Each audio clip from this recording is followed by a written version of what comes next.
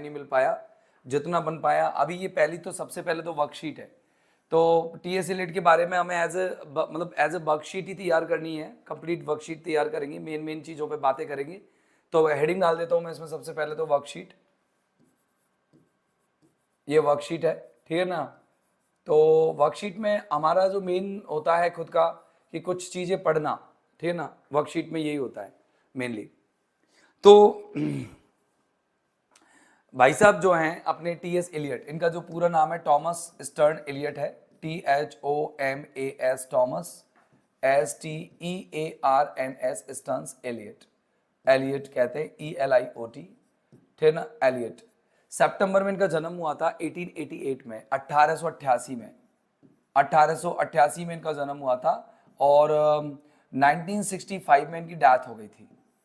Okay, बीमारी थी इनको, और उस फेफड़ों की बीमारी से इनका क्या है, इनका मौत हो गया, ठीक है ना। अभी अगर हम बात करें कि इनकी जो ब्रेकडाउन हुआ था, नर्वस ब्रेकडाउन, उसका रीजन इनकी पत्नी ही थी जिनसे इनकी शादी हुई थी, है ना, और जिनका नाम था बेवियना हेवुड, ठीक है ना। इनकी वाइफ का नाम था बेवियना हेवुड, ठीक है ना, HAIGHWOOD, ठीक है ना। ओके, तो मैं इसमें आपका नाम, इसका नाम लिख देता हूँ, ठीक है ना। वाइफ इनकी कौन थी?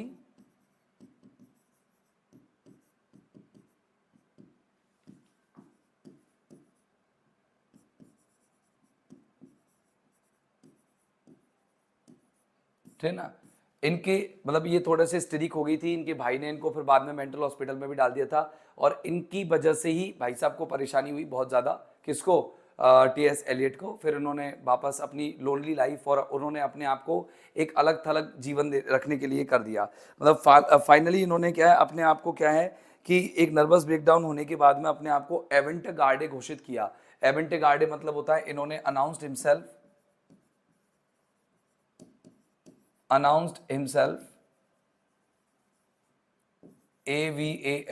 Aventa, GARDE, गार्डे। Okay, AVANT, अवेंट गार्डे। इन्होंने अपने आप को एवेंट गार्डे, एवेंट गार्डे का मतलब क्या होता है जानते हो? एवेंट गार्डे का मतलब क्या होता है? अपने आप को एवेंट गार्डे किया घोषित। तो एवेंट गार्डे का मतलब होता है क्रांतिकारी कवि। इन्होंने अपने आप को एक क्रांतिकारी कवि घोषित कर दिया, और उसके बाद में सब रचनाएं उसी हिसाब से लिखी, क्रांतिकारी कवि घोषित किया इन्होंने, है ना, क्रांतिकारी कवि घोषित किया। दरअसल ये ना केवल एक पोइट थे, क्रिटिक थे, बल्कि एक एडिटर भी थे। इन्होंने क्राइटेरियन नाम की मैगजीन को एडिट किया था, ठीक है ना। तो ये पोइट भी थे, ओके, क्रिटिक भी थे, CRITIC क्रिटिक, और ये एक एडिटर भी थे।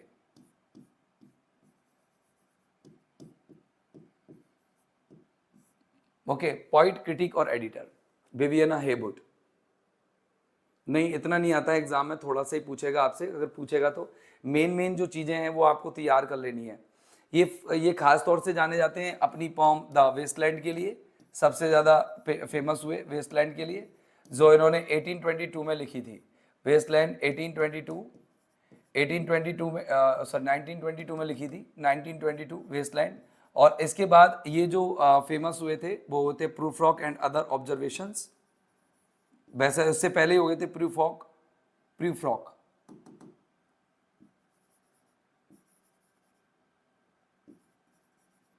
And other observations.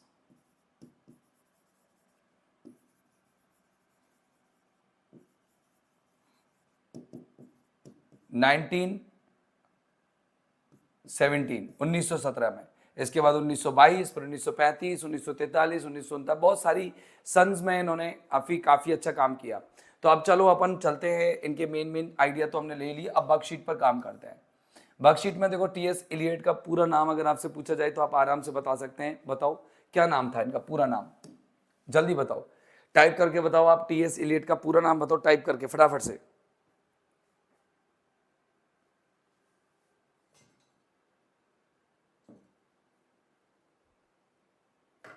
क्यों, क्लास सही नहीं आ रही क्या? क्लास साफ नहीं आ रही क्या? बताना जरा।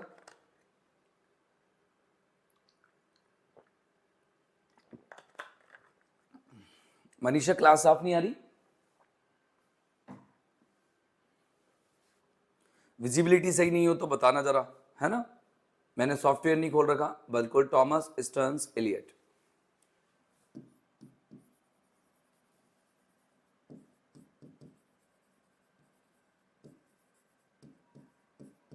ठीक है ना। अब देखना, टू हिज फैमिली, अपने फैमिली, फ्रेंड, और फ्रेंड के लिए he was known by the nickname, उनका एक निकनाम था, और वो निकनेम क्या था आपसे कोई पूछे तो निकनाम बता देना फ्रेंड, और उसके लिए इनका निकनाम था टॉम। टॉम के नाम से ये पुकारे जाते थे फ्रेंड के द्वारा और फैमिली के द्वारा। एंड इज फ्रेंड, एक इनका दोस्त था इजरा पाउंड, मेक इट न्यू, इनका एक फ्रेज कॉन्ट किया था इन्होंने, और उन्होंने वो प्रेम पूर्वक इनका एक नाम पुकारते थे और कहते थे ओल्ड पॉसम। इनका वर्क भी था एक इसी नाम से, ओल्ड पॉसम, ओल्ड पॉसम कहते थे इनको। तो याद रखना ये दो नाम इन्हीं के ही हैं, टॉम भी है और ओल्ड पॉसम भी है। एक बार टाइप कर लीजिएगा, टॉम और ओल्ड पॉसम। एलियट का जो जन्म है, अभी मैंने बोला था, बताओ डेट बताओ, आपको अगर याद हो तो किसी को डेट बताओ क्या है, कौन सी डेट पर। अभी मैंने सन बताया था, सन बता दो, चलो डेट मत बताओ, डेट तो मैं बता देता हूँ। लो मैंने बोला 26 सितंबर, अब बताओ मुझे फटाफट से सन कौन सा बताया था मैंने, याद हो तो। 26 सितंबर बताओ फटाफट से। हाँ, उनका जो इजरा पाउंड थे वो उनको बोलते थे ओल्ड पॉसम कह के पुकारते थे, ओल्ड पॉसम, POSSUM। 1888 बिल्कुल सही है, 1888। 26 सितंबर 1888 में इनका क्या हुआ था, जन्म हुआ था। और कहाँ, Saint Louis Missouri, America, America में हुए थे। अब अमेरिका, वैसे पेरिस में इन्होंने स्टडी की, अपनी पढ़ाई वढ़ाई पेरिस में की थी, और बाद में और भी यूनिवर्सिटीज़ में गए ये। लेकिन एक बात बताऊं, अमेरिका में थे ये, लेकिन फिर उन्होंने अपनी नेटिविटी चेंज की, सिटीजनशिप चेंज की थी। तो देखो आगे आएगा, तो देखो दो, हालांकि ये अमेरिका में तो पैदा हुए थे, लेकिन एलियट ने रिनाउंस अपनी त्याग दी, क्या त्याग दी, अपनी US सिटीजनशिप त्याग दी, और एंड बिकेम, और क्या बन गए, बताओ क्या बन गए, एक वो बताओ बने क्या वो, बताओ एक बने क्या वो, ब्रिटिश बन गए। और क्या, कहाँ कहाँ क्यों बने, क्या काम था इसका, कारण क्या था, ब्रिटिश बने, किस साल में बने ये ब्रिटिश। वहां की क्या है, कुछ पॉलिसीज थी जिनसे ये बिल्कुल सहमत नहीं थे, ब्रिटेन में ये आ गए, वहीं पर शादी की इन्होंने, तो वहीं पर ये क्या है कि गड़बड़ इस तरीके से हुआ। वहां की ब्रिटिश बैलेट डांसर जो थी, कौन, विवियना हेवुड, वहां की ब्रिटेन की बैलेट डांसर थी ये, तो वहीं पर एडिटर बन गए, फिर वहीं पर अपना करियर चालू किया। बताओ 1927 में, 1927 में। आगे देखना, ही पास्ट अवे, गुजर गए वो, फ्रॉम एम्फीसेमा। एम्फीसेमा वो फेफड़ों की बीमारी होती है, इसमें क्या होता है, वात अवरोधन होता है। वात अवरोधन मतलब जिसमें से अपन की जो लंग्स में, फेफड़ों से जो वायु बाहर आती है, बाहर अंदर जाती है ना, उस बीमारी से ये पीड़ित थे, उससे ही ये एक्सपायर हुए थे। तो इनकी जो मौत हुई थी वो 4 जनवरी को मौत हुई थी, 4 जनवरी 1965 को। तो ये प्रॉपर मॉडर्न पॉइंट रहे, है ना, और मॉडर्निज्म से रिलेटेड रहे। लंदन में इनकी मौत हो गई थी। अब आगे देखना है यहाँ पर, व्हाट चाइल्डहुड मेडिकल, ऐसा कौन सा बचपन में मेडिकल कंडीशन, ऐसी स्थिति थी इनकी जिन्होंने रोका था एलियट को कि वो फिजिकल एक्टिविटीज ना करे, ना तो ये किसी के साथ खेलते थे, कूदते थे, ना कहीं बाहर जाते थे, कोई फिजिकल एक्टिविटी नहीं करते थे, और फ्यूल्ड और प्रेरित किया कि हिज अर्ली ऑब्सेशन की वो तुरंत ही लग जाए, जड़ जाए, या फिर अपने उनके ऊपर बोझ आ जाए, किसका, रीडिंग लिटरेचर का। केवल भाई बहुत कम उम्र में ये साहित्य पढ़ने लग गए थे। तो ऐसा क्या हुआ था इनके साथ, क्या बताओ, इनको सीवियर अस्थमा हुआ था, या फिर पुअर आईसाइट हो गई थी, या कॉन्जेनिटल डबल एंगुनल क्या थी इनको, हर्निया था, या फिर कॉर्निक माइग्रेन्स थे, इनको था क्या, प्रॉब्लम क्या थी। तो अगर आपसे कोई पूछे कि इनकी क्या बीमारी थी जिसकी वजह से ये एक्सपायर हुए, तो बीमारियों को जरूर पूछ सकता है कि पॉइंट किससे एक्सपायर हुआ, ये पूछ सकता है कि बीमारी का कारण क्या, मतलब मरने का कारण क्या था, ये पूछा जा सकता है, अच्छा क्वेश्चन बनता है। तो आपको ये याद रखना है कि इनको क्या था, जन्मजात, कॉन्जेनिटल यानी जन्मजात हर्निया था इनको, जंगीय हर्निया कहते हैं इसको, जंगीय, इनग्युनल, इन ग्युनल कहते हैं, गिनल, इनग्युनल करके एक होता है, जांग पर होता है ये, ठीक है ना, जंग हर्निया था इनको, डबल जंग हर्निया था इनको। तो इसकी वजह से चल फिर नहीं पाते थे, दो बैठ करके ये ज्यादातर काम करते थे। तो कॉन्जेनिटल डबल इंग्यूनल इनको हर्निया था। अब आपसे कोई पूछे निम्न में से कौन सा प्रोफेशंस हैं जो कि एलियट ने यूज नहीं किया, या एलियट ने इंग्लैंड में किया नहीं, क्या भी वो स्कूल टीचर नहीं बने, या फिर बैंकर नहीं बने लॉयर्स बैंक में, या फिर डायरेक्टर एट पब्लिशिंग फिल्म, इन्होंने फर्म पब्लिशर भी बने थे फेवर एंड फेवर के। फेवर एंड फेवर से पहले तो वो क्राइटेरियन के थे, मैगजीन थी, ये जर्नल था, है ना। अब बताओ, या प्रोफेशनल एक्टर नहीं बने ये, क्या नहीं बने ये। तो आप देखना, ये स्कूल टीचर भी रहे हैं। कौन? ये स्कूल टीचर रहे हैं, ये बैंकर रहे हैं, ये डायरेक्टर रहे हैं किसके? फेवर एंड फेवर के। और प्रोफेशनल एक्टर ये नहीं थे, प्रोफेशनल एक्टर ये नहीं बने, बाकी के सारे बन गए।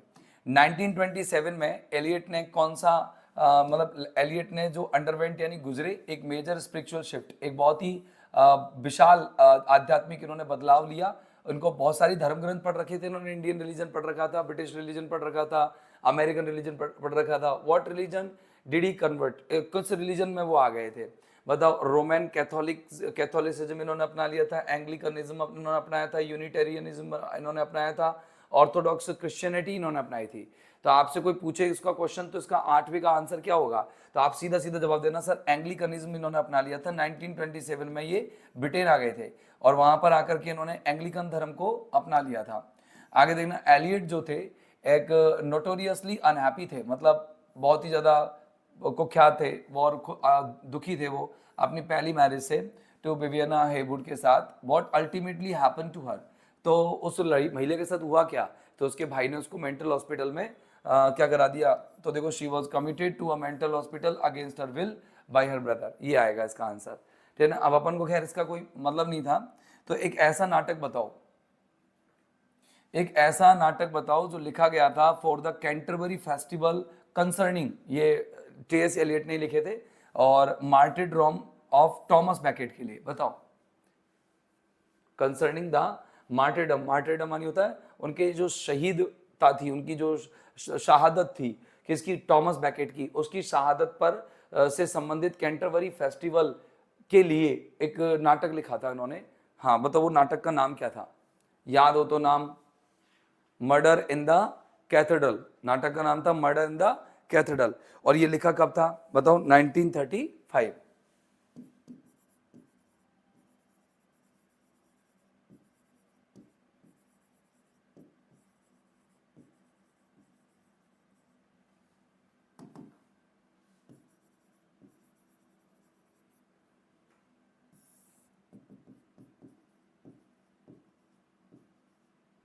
हाँ, एलियट्स ब्रेक थ्रू पॉम, एलियट की एक खतरनाक कविता दैट शॉक्ड ऑडियंस, जिसने ऑडियंस को शॉक किया विद द ओपनिंग लाइन, अपनी शुरुआती लाइन से, कंपेयरिंग द इवनिंग स्काई, जिसमें उसने शाम के आकाश की तुलना की टू ए पेशेंट, एक ऐसे रोगी से जो कि एथराइज्ड है, मतलब छिदा पड़ा है या उसको डिसेक्टेड कर रखा है, अपॉन आ टेबल, टेबल मतलब स्ट्रेचर के ऊपर। तो ये शाम को, इवनिंग के इस आकाश को यहाँ पर एक पेशेंट से कंपेयर करने वाली कौन सी पॉम है जिसको हम पढ़ रहे हैं अब? वही है, कौन सी? Love song, love song of J Alfred Prufrock.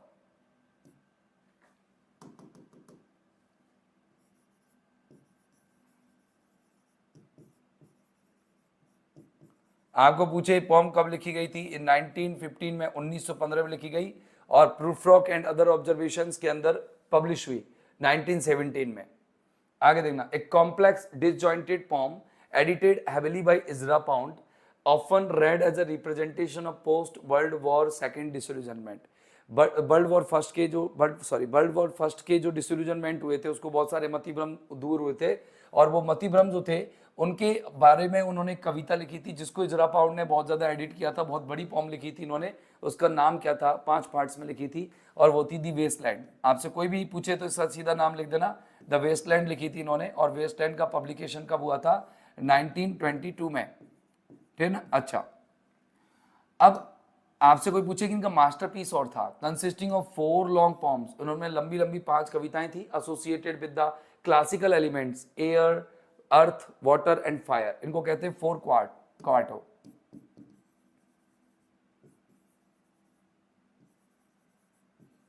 Four क्वार्टोस, है ना, 4 क्वार्टोस उन्होंने लिखी थी। अब अगर आपसे कोई पूछे, हाँ sir, you are the only one to YouTube जिनकी एक क्लास में भी सब समझ आ गया। Thank you sir, Bhagwati Swami, बहुत बहुत धन्यवाद आपके इस कमेंट के लिए।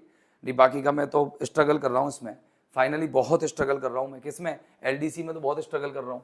दुनिया पता नहीं कैसे चल रही है, मेरे तो ये समझ में नहीं आ रहा, कंटेंट्स भी बहुत कम दे रही हैं फिर भी चल रही हैं। 4 क्वार्टर्स, ठीक है ना। 1943। और मैं तो एलडीसी में बहुत स्ट्रगल कर रहा हूँ, ग्रेड सेकंड ग्रेड फर्स्ट में तो इतना स्ट्रगल नहीं करना पड़ा, एलडीसी में बहुत स्ट्रगल कर रहा हूँ। A book of light verse, एक बुक ऐसी किताब जो लाइट वर्स की है, हल्के वर्स की है, that letter served as the basis of the hit Andrew Lloyd Webber musical Cats. इन्होंने एक बुक लिखी थी जिसका नाम आपको पता हो तो old Possum's book of practical cats, नाम था ना उनका, ओल्ड पोसम नाम दिया था उसके दोस्त ने, ओल्ड पोसम्स बुक ऑफ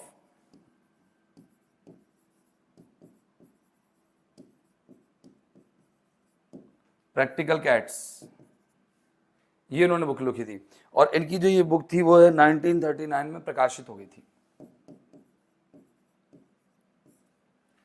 अब अगर आपसे कोई पूछे कि 1948 में टीएस एलियट को अवार्ड किया गया था, क्या अवार्ड किया गया था, तो कह देना नोबेल प्राइज अवार्ड किया गया था। ठीक है ना, नोबेल प्राइज अवार्ड किया गया था इनको, नोबेल प्राइज किसके लिए किया गया था? For is contribution, outstanding contribution, उन्होंने बहुत अच्छा योगदान दिया to present day poetry, present day की वर्तमान की जो पोइट्री है, काफ़ी अच्छी पोइट्री चली इनकी, पॉम जैसे बहुत सारी अच्छी अच्छी पॉम्स इन्होंने लिखी और बहुत फेमस रहे ये टीएस एलियट उस समय पे। पोसम नाम है इनका, नाम दे दिया ऐसे, जब पोसम नाम दे देते हैं ऐसे नाम है, नाम का मतलब नहीं है इसमें कुछ भी, जहाँ तक मुझे इसका आइडिया नहीं है, लेकिन पोसम नाम है नहीं इसमें। तो देखो यहाँ पर इन इज ऐसे उन्होंने एक ऐसे लिखा था, हैमलेट एंड हिज प्रॉब्लम्स, ठीक है ना, ये शेक्सपियर के हैमलेट से लिया गया है। तो हैमलेट एंड हिज प्रॉब्लम्स, ये एलियट ने जो है इंट्रोड्यूस कराया था the concept of the objective correlative.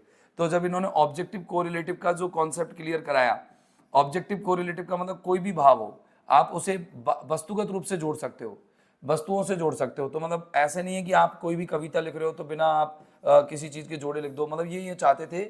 Objective correlative का मतलब होता है कि कोई भी चीज ये लिखते थे ना तो उसको वस्तु से जोड़ देते थे, बिना वस्तु से जोड़े नहीं लिखते थे। कोई भी भाव है, कोई भी विचार है, जैसे मानो उनको प्यास लग रही है तो वो मतलब ऐसे वाटर कहेंगे कि मतलब जैसे प्यास नहीं कहेंगे कि जैसे आई फेल्ट वाटर, ऐसे डायरेक्ट बोल देंगे। जैसे कहीं पर फियर है तो फियर के लिए वो शेडो यूज कर देंगे, ठीक है ना। कहीं पर धर्म है, धर्म गॉड मतलब जैसे धर्म बताना है उनको तो धर्म के लिए क्रॉस यूज कर देंगे। तो ये क्या है, वस्तुओं से जोड़ देते हैं कोई भी भाव को। ऐसे बस भाव नहीं लिखते, ये भाव को वस्तुओं से जोड़ देते हैं। जैसे विक्ट्री है तो विक्ट्री को वो विक्ट्री न बोल के फ्लैग बोल देंगे।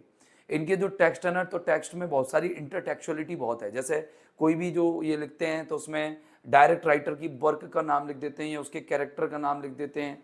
तो अब जैसे उन्होंने पढ़ा बहुत है ना, नॉलेज बहुत है, तो जैसे मानो इनको कहीं पर जैसे अपन कोई भी पढ़ेंगे, जैसे उनके कोई भी वर्क पढ़ते हैं तो उसमें सीधा एक जैसे उसके जैसे गुण, अगर मान लो शेक्सपियर है तो शेक्सपियर में मैकबेथ है, तो मैकबेथ में आपने देखा कि जैसे मैकबेथ की जो कैरेक्टरिस्टिक्स थे कि वो डंका हाईली एम्बिशियस, तो एम्बिशन को बोलने के लिए वो मैकबेथ बोल देंगे कि you will have to kill the Macbeth of yourself, ऐसे कह देंगे कि kill Macbeth that is inside you. तो अब वो मैकबेथ तुम्हारे अंदर बैठा है। अब देखो हर जगह का कैरेक्टर तो हमने पढ़ा नहीं होता है, हमको बहुत जगह कैरेक्टर पढ़ने होते हैं। अब इसने तो सब कुछ पढ़ रखा है, तो इसने एम्बिशन की जगह मैकबेथ यूज कर दिया मैकबेथ। अब हमने मैकबेथ पढ़ रखा है तो हम तो पहचान जाएंगे यार ये तो मैकबेथ वाला, मतलब वो एम्बिशन मारने के लिए कह रहा है तो मैकबेथ मारने के लिए कह रहा है। लेकिन अगर मैं मान लो ऐसे वर्क की बात बताऊं जो हमने कभी पढ़ा ही नहीं है, तो उसके कैरेक्टर को ये नाम में ले लेता है तो हमें दिक्कत आ जाती है। तो ऐसे इंटरटेक्चुअलिटी का इसका पार्ट रहता है, फ्रेगमेंटेशन है, स्ट्रीम ऑफ कॉन्शियसनेस भी, ड्रामेटिक इंटीरियर मोनोलॉग्स आपको मिलेंगे, बार बार स्टेटमेंट चेंज करेगा, अपने आप से बात करता हुआ मिलेगा। इसमें कैरेक्टर, इसमें भी तो ऐसा ही है। अपन जो प्रीफ्रॉग अभी पढ़ रहे हैं तो इसमें प्रीफ्रॉग भी तो अपने आप से बात करता है, किसी से बात नहीं कर रहा, अपने आप से बात कर रहा है। ये ड्रामेटिक इंटीरियर मोनोलॉग ही तो है जिसे हम पढ़ रहे हैं। चलो बिल्कुल करेंगे, फर्स्ट पेपर के लिए तो जीके है मेरे काम का, तो कुछ है ही नहीं उसमें। मैं हाँ आगे देखना कि which posits a connection between the words of a text, जिसका मतलब है कि हम शब्दों के टेक्स्ट लेंगे एंड इवेंट्स और घटनाओं को, state and mind and experiences को हम देखेंगे वस्तुओं के माध्यम से। In accordance with his wishes, अपनी कामनाओं के अनुसार, Eliot's ashes were taken to a church.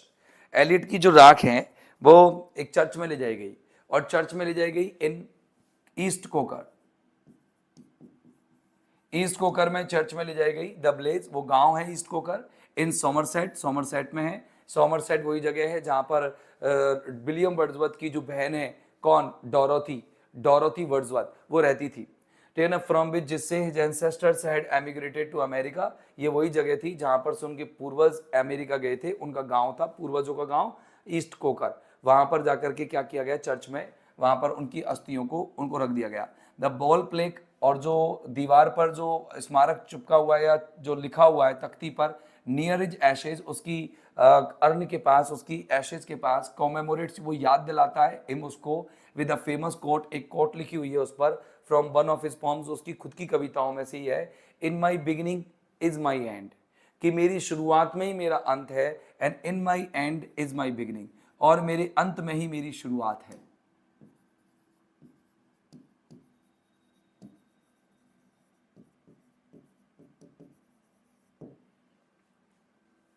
ठीक है ना, ये कोटेशन लिखी हुई है।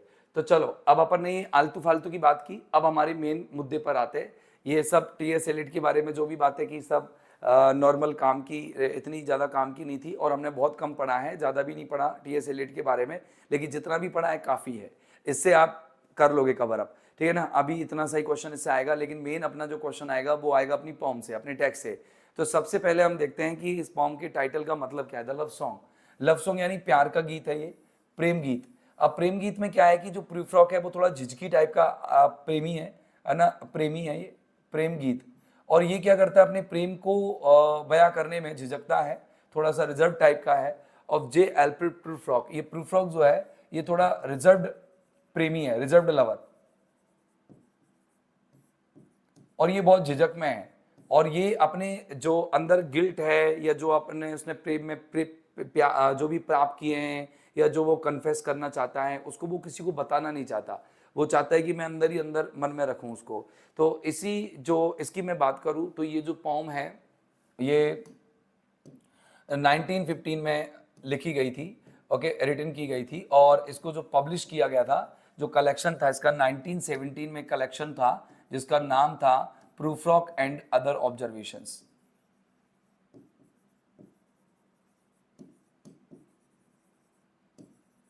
उसमें ये पब्लिश हुआ था, है ना, प्रूफ्रॉक एंड अदर ऑब्जर्वेशंस, इसमें ये पब्लिश हुआ था। और इसको अगर हम देखें तो ये जो पॉम है तुम्हारी, ये जो कविता है, ये टीएस एलियट ने लिखी है सर। सर ऊपर जो पढ़ा है उसको रीडिंग करना है, हाँ करना है ना, रीडिंग करना है सागर। चलो, प्लेक का मतलब वो होता है जो तख्ता होता है, तख्ता जिस पर अपन स्मृति लेख लिखते हैं, वो प्लेक होता है। ड्रामेटिक मोनोलॉग नहीं है ये, ड्रामेटिक इंटीरियर मोनोलॉग है। ड्रामेटिक मोनोलॉग नहीं कहेंगे इसे, ड्रामेटिक इंटीरियर मोनोलॉग है। इसमें कोई और नहीं है सुनने वाला, ये ड्रामेटिक इंटीरियर मोनोलॉग कहते हैं इसको।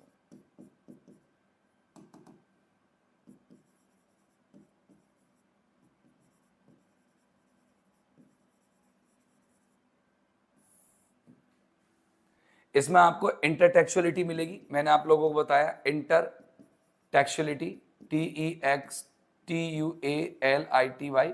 टेक्स्ट के अंदर टेक्स्ट मिलेगा आपको, नाम मिलेंगे, रेफरेंसेस मिलेंगे, अलूजन्स मिलेंगे बहुत सारे। और अलूजन्स के अलावा आप लोगों को इसके अंदर स्ट्रीम ऑफ कॉन्शियसनेस भी मिलेगी, फ्रेगमेंटेशन भी मिलेगा।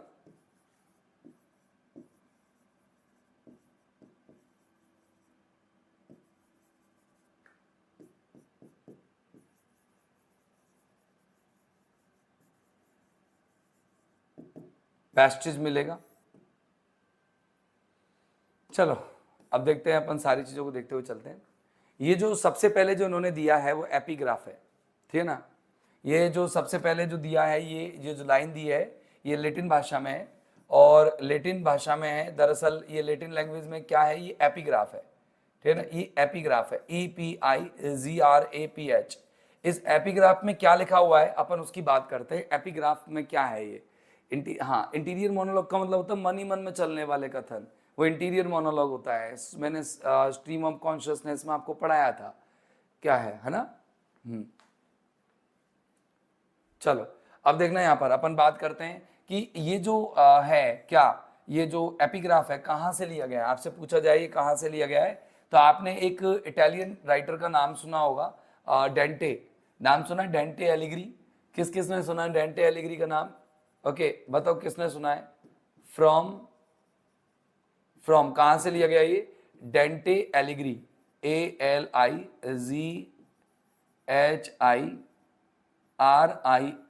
एलिग्रीज। डेंटे एलिग्री का एक वर्क है और उसका नाम है डिवाइन कॉमेडी। डिवाइन कॉमेडी में एक सेक्शन है और उस सेक्शन का नाम है इनफर्नो, नर्क। उस नर्क के 8th सर्किल के बारे में जिक्र चल रहा है, 8वें पायदान के बारे में जिक्र चल रहा है, जहां पर गुइडो दा मोंटेफेल्ट्रा, ओके, मोंटेफेल्ट्रा,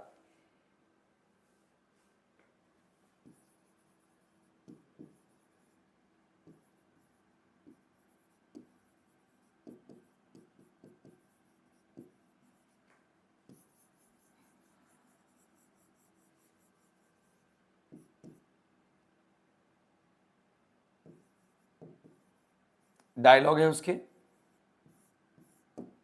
ये डायलॉग डेंटे एलिग्री की इन्फर्नो में कैंटो में लिखे हुए हैं, कैंटो नंबर 27, कैंटो नंबर 27 में लिखे गए। लाइन नंबर 61 से लेकर के 67 तक की लाइन है, 7 लाइन होगी, देखना जहां तक है, 1 2 3 4 5 6, 6 लाइन है, तो 61 से 67 हो गई ना, ठीक है ना? हाँ, 61 से 67 नहीं, 66 हो गई, 66 हो गई, 7 नहीं 6 लाइन है, 66 लाइन है, 61 से 66 तक, 8वें सर्किल में।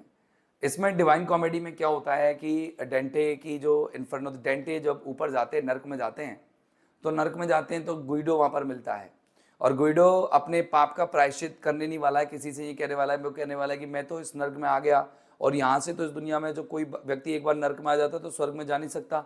वैसे तो मैं अपने जो अंदर की जो गड़बड़ है, या अंदर जो मैंने पाप, जिसके कर्मों की मैं सजा झेल रहा हूँ, मैं उसे बताने वाला नहीं था डेंटे तुमको, लेकिन मैं बता देता हूँ।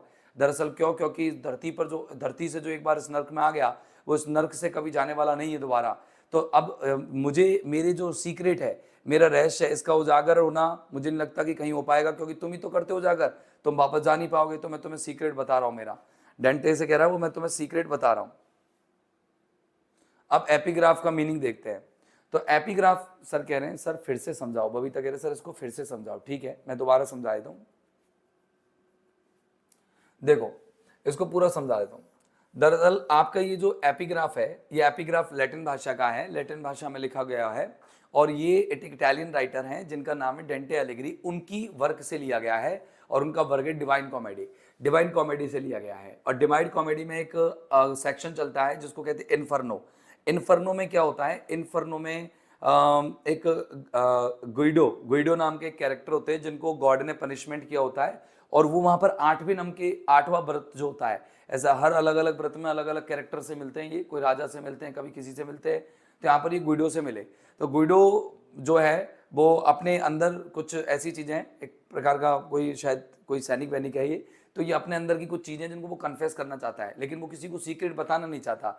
अब डेंटे को इसलिए बता देता है क्योंकि डेंटे वहां पर गए हुए थे, तो उसको लगता है कि डेंटे दोबारा धरती पर नहीं आएंगे, और वो काल्पनिक रूप से सफर करते हैं इन्फर्नो में, नर्क में, और इन नर्क की सारी जो यातनाएं होती हैं इंसान की, जो वहां पर भगवान के द्वारा दी जाती है, उनको जिक्र करते हैं अपनी डेंटे इन्फर्नो में। डेंटे है ना, अपनी इन्फर्नो में जिक्र करते हैं। तो उसमें 8वें पायदान के बारे में बता रहे थे कि वहां पर एक कैरेक्टर से मेरी मुलाकात हुई, गुइडो नाम का। वो नहीं चाहता था कि अपने रहस्यों को मैं बताऊं तुम्हें, लेकिन उसने मुझे बताया। क्यों बताया? क्योंकि उसे लगता था कि मैं वापस से नर्क से जाने वाला नहीं हूं, क्योंकि कोई भी इंसान जब नर्क में आ जाता है तो जाता नहीं है एक बार वापस। तो ऐसी स्थिति में तो वहां पर उसको पता लग गया डेंटे को। डेंटे इस तरह का एक सेक्शन लिख देते हैं, और उन सेक्शन में से यहाँ पर लिया गया है, प्रूफ्रॉक जो है उससे कंपेयर किया गया है, यानी कि गुइडो है उससे कंपेयर करते हैं यहाँ पर प्रूफ्रॉक को। कौन? TS Elliott. टीएस एलियट जो अपनी पॉम है इसके अंदर वो कंपेयर करते हैं गुइडो को किससे? गुइडो को कंपेयर करते हैं प्रूफ्रॉक से। यहाँ पर प्रूफ्रॉक के दिल में भी एक ऐसी बात दबी पड़ी है जैसे वो किसी को बताना नहीं चाहता, लेकिन वो यहाँ पर बता रहा है।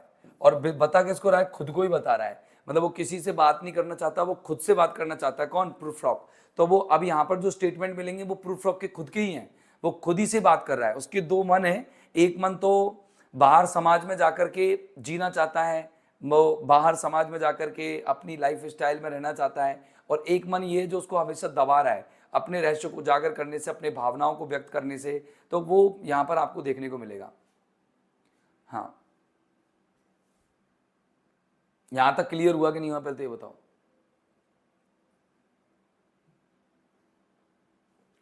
अब ये जो 6 लाइन में लिखा हुआ है 3 3 6, इसको मैंने 6 लाइन में यहाँ पर इंग्लिश में ट्रांसलेट किया हुआ है। तो ये 6 लाइन आपको नॉर्मल ऐसे समझनी है कि इसमें क्या लिखा हुआ है। तो वो गुइडो को प्रूफ्रॉक से कंपैरिजन किया है, ठीक है। अब बताओ ये आगे आपकी समझ में, तो एक बार थंब अप करो, फिर आगे चलते हैं।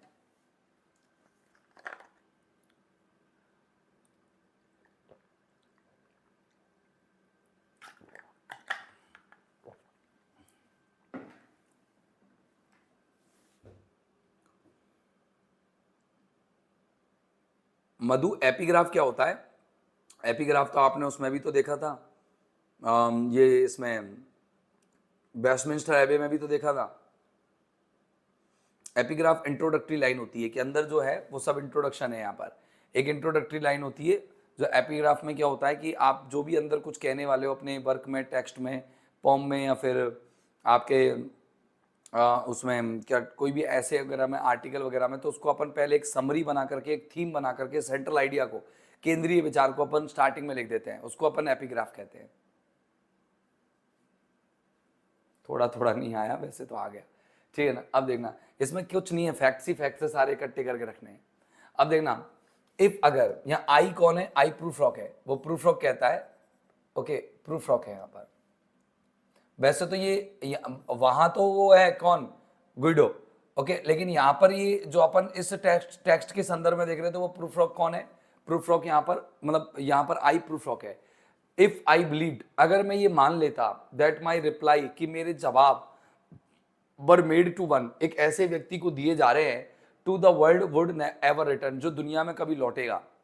अगर मुझे ये पता लग जाता, ये विश्वास हो जाता कि मेरे जो जवाब हैं वो ऐसे व्यक्ति को मैं देने जा रहा हूं जो इस दुनिया में वापस लौट जाएगा, तो दिस फेम, तो ये जो लपट है, मेरी जो मुंह की जो ज्वाला है, ठीक है ना, विदाउट मोर शेकिंग, वो हिलती डुलती नहीं, वुड स्टैंड स्टिल, और शांत हो जाती। कहते हैं कि जैसे वो कह रहा है, जैसे ये मुंह की ज्वाला का मतलब होता है नर्क की ज्वाला, कि हमारे मुंह में बहुत सारी चीजें होती हैं, मतलब हम कई सारे सीक्रेट्स होते हैं जिनको हम छुपा के रखना चाहते हैं। तो जो इन्फर्नो था डेंटे के इन्फर्नो में जो गुइडो थे, गुइडो कह रहे कि मैं, मेरे मन में जो है आग भरी पड़ी है, और वो आग जो है वो उत्पन्न कर देता, लेकिन मैं नहीं करूंगा, मेरे रहस्य का उजागर नहीं करूंगा। और मैं करता तब जब मतलब मुझे लगता कंफर्म कि ये तुम मेरे सीक्रेट को तुम्हारे अंदर दबा के रखोगे, लेकिन अगर नहीं रख पाते तो मैं नहीं करता। तो ऐसे कह रहा प्रूफ ऑफ कि मैं भी मेरे जो शब्द है, यहाँ पर फ्लेम का मतलब लपट, लपट मतलब शब्द, मैं मेरी जो शब्द है वो बिल्कुल चुप रखता, मैं कतई नहीं कहता तुमसे। कब नहीं कहता? अगर मुझे पता रहता कि तुम क्या कहाँ जाने वाले हो, वापस से धरती पर जाने वाले हो।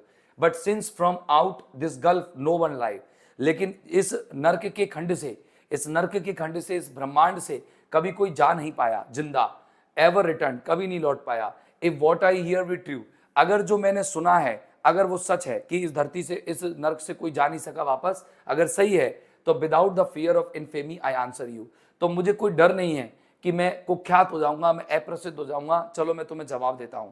कहता ना कि अपराधी को कितना भी पीट लो बाहर खुलेआम में, तो वो अपराध नहीं स्वीकारता, लेकिन पुलिस जब उसको जेल में ले जाकर के पीटती है, तो वो अपने आप तुरंत तुरंत अपराध स्वीकार लेता है। कहते ना कि वहां पर कोई उसको जानने वाला नहीं है, सिर्फ पुलिस है।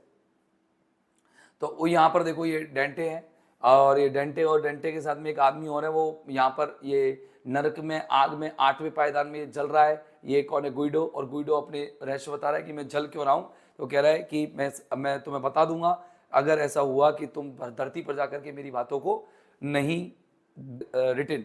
तो आप कहेंगे सर लैटिन भी है वहाँ पर, इटालियन लैंग्वेज भी है, तो आपका आंसर इटालियन लैंग्वेज लिखना, क्योंकि मॉडर्न में ये जो लैटिन का अपडेटेड जो रूप है वो इटालियन लैंग्वेज ही है। और आपके जो पॉइंट है डेंटे एलिग्री, वो इटालियन पॉइंट है। तो इन्होंने ये डिवाइन जो कॉमेडी में लिखे थे इन्फर्नो के अंदर, तो मैंने ये बता दिया आप लोगों को, ठीक है ना। अब इसके बाद अपन चलते हैं अपनी इस फॉर्म में। दरअसल हमारा जो ये कैरेक्टर है एल्फ्रेड प्रूफ्रॉक, जे एल्फ्रेड प्रूफ्रॉक, ये ठीक एक प्रकार का एक इमेजनरी कैरेक्टर है ना। अगर आपसे कोई पूछे कि कौन है तो आप कहेंगे सर ये एक काल्पनिक कैरेक्टर है, इमेजनरी कैरेक्टर। दरअसल ये कैरेक्टर क्यों यहाँ पर बनाया गया है इमेजनरी कैरेक्टर, इस पर तो इन्होंने proof rock and other observations ऐसे करके पूरा एक कलेक्शन भी लिखा है जिसके अंदर ये पब्लिश हुई थी। तो ये प्रूफ रॉक एक इमेजनरी कैरेक्टर क्यों है, क्यों इन्होंने ये मेंशन किया? देखो दरअसल ये कैरेक्टर जो है वो एजिड कैरेक्टर है, ठीक है ना।